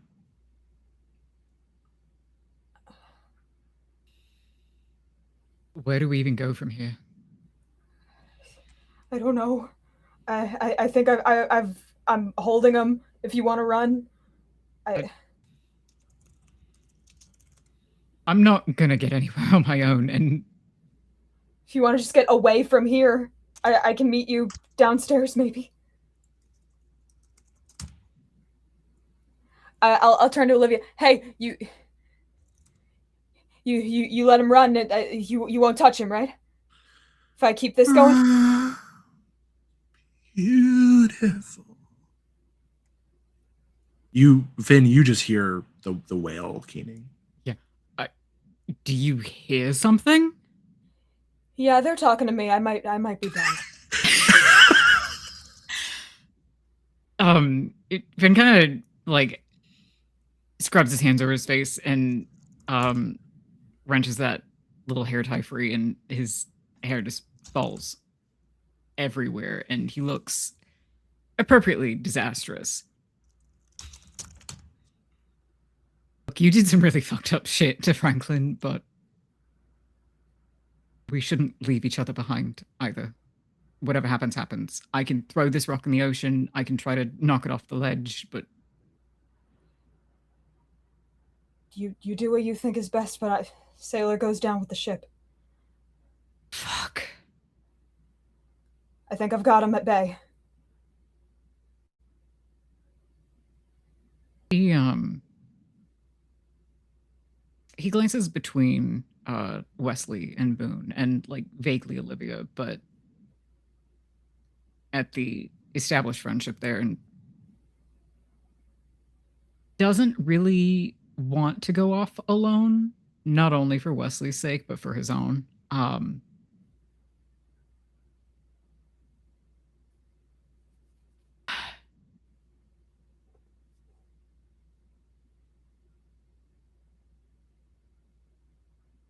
Fine. If I leave you here, do you want that whole setup to stay, or do you want it gone? I don't know. I think as soon as I let go of this, they come after us. But get rid of the rock. See what happens. All right. How much force am I going to have to put behind shoving this thing over? 2 dice worth of force. So true. You have 1 die, but you do have your hope die from our flicker of mercy. Yep. Let's see if it can. 2 6s. Incredible. All right.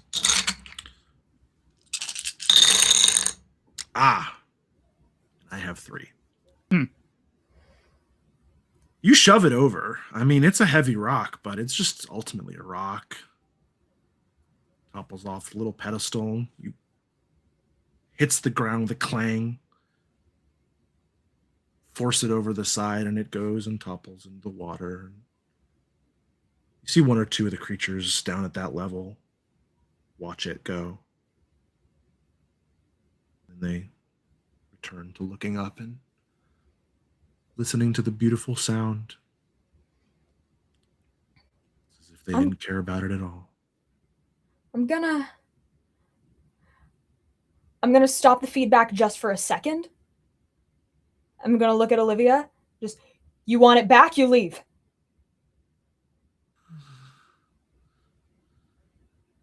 Where did it go? Get out of here, and I'll give it to you. Okay? Where did it go? Bring it back. Will you leave? Starts crawling toward you. I do it again. I'm too scared. Roll 2 dice.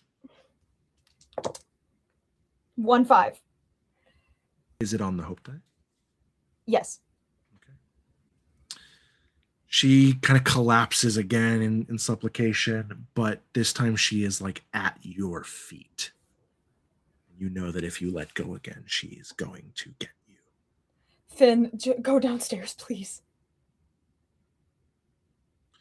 You do notice that the farthest of these creatures on the outer edges of the platform are beginning to rise. He looks like he's going to argue, and then the please breaks him. And there's very clearly nothing good to say here. Just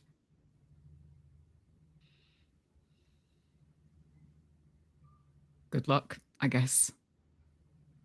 Aye. And he bolts down the stairs. Make a roll. You only have 1 die this time. Your flicker has burnt out. Another 6. Oh my god. Okay. We are hanging on by This this. is my lucky die now, apparently. Where do you get to? I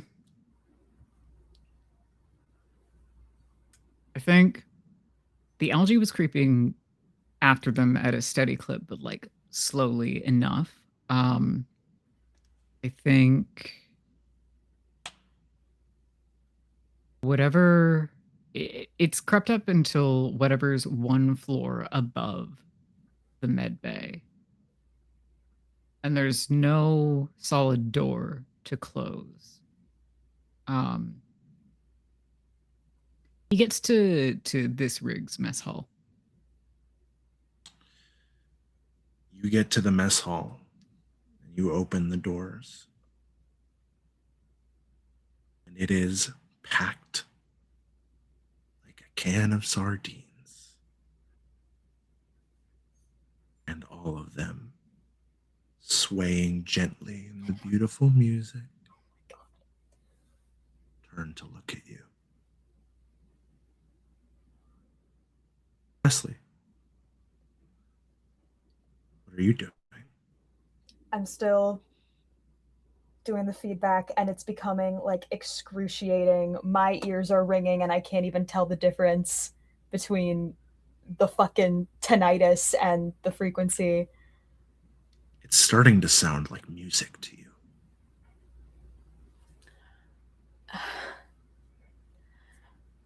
I look down at Olivia. What are you? What is this? Peace. No, it's not. You hear familiar creaking of metal. And then the whole platform. I want to look up and I want to see if I can see just one star.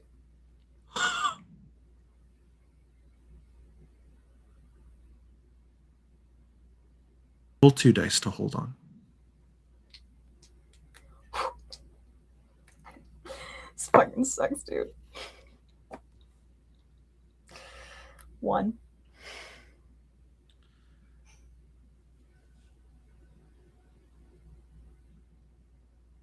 You do see a star. You see a bright yellow star. In fact, you see 2.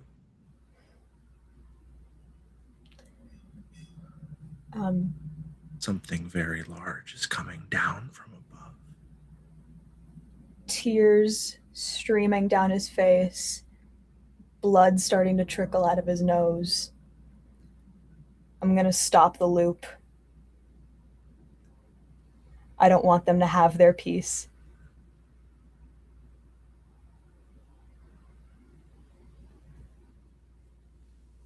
And I'm gonna reach under my shirt and just put a hand over a tattoo that I have of a compass rose. A great wave of shadow crashes over the platform from above, pinpricked by 2 glowing yellow stars. That mournful keening of the whales gets greater and more resonant, echoing in harmony as it falls over Aurora Delta. Ben, these creatures reach out to grab you and pull you into their mass chorus. What do you do? Only thing he really can do is either give in or try to run, and he's going to try to run. You got 1 die.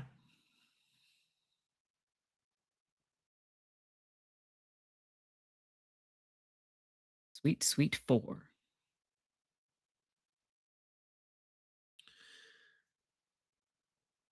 You do escape the crowd,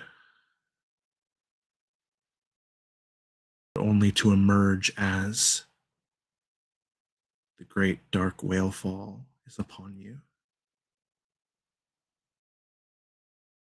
doesn't crush you, doesn't swallow you. You don't even really see it coming. There's just a moment where you're there,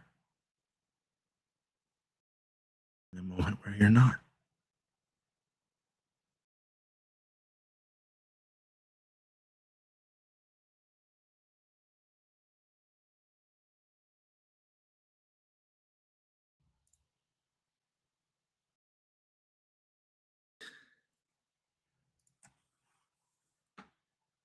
Danny,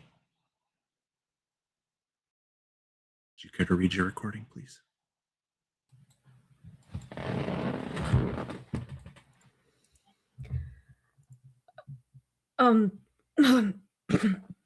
Yeah, it's Danny. Not much light to leave this by. Even less light where I'm at, down in the guts of this thing. Wish I could say that we're getting out of this place safe and sound, but no, I gotta believe it. I'm gonna try.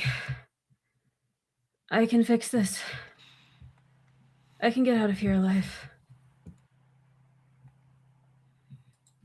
Saunders. Yeah. You know, I came out here to get away from the world because it was taken over by everything that those that want who have forgotten about all the others that need.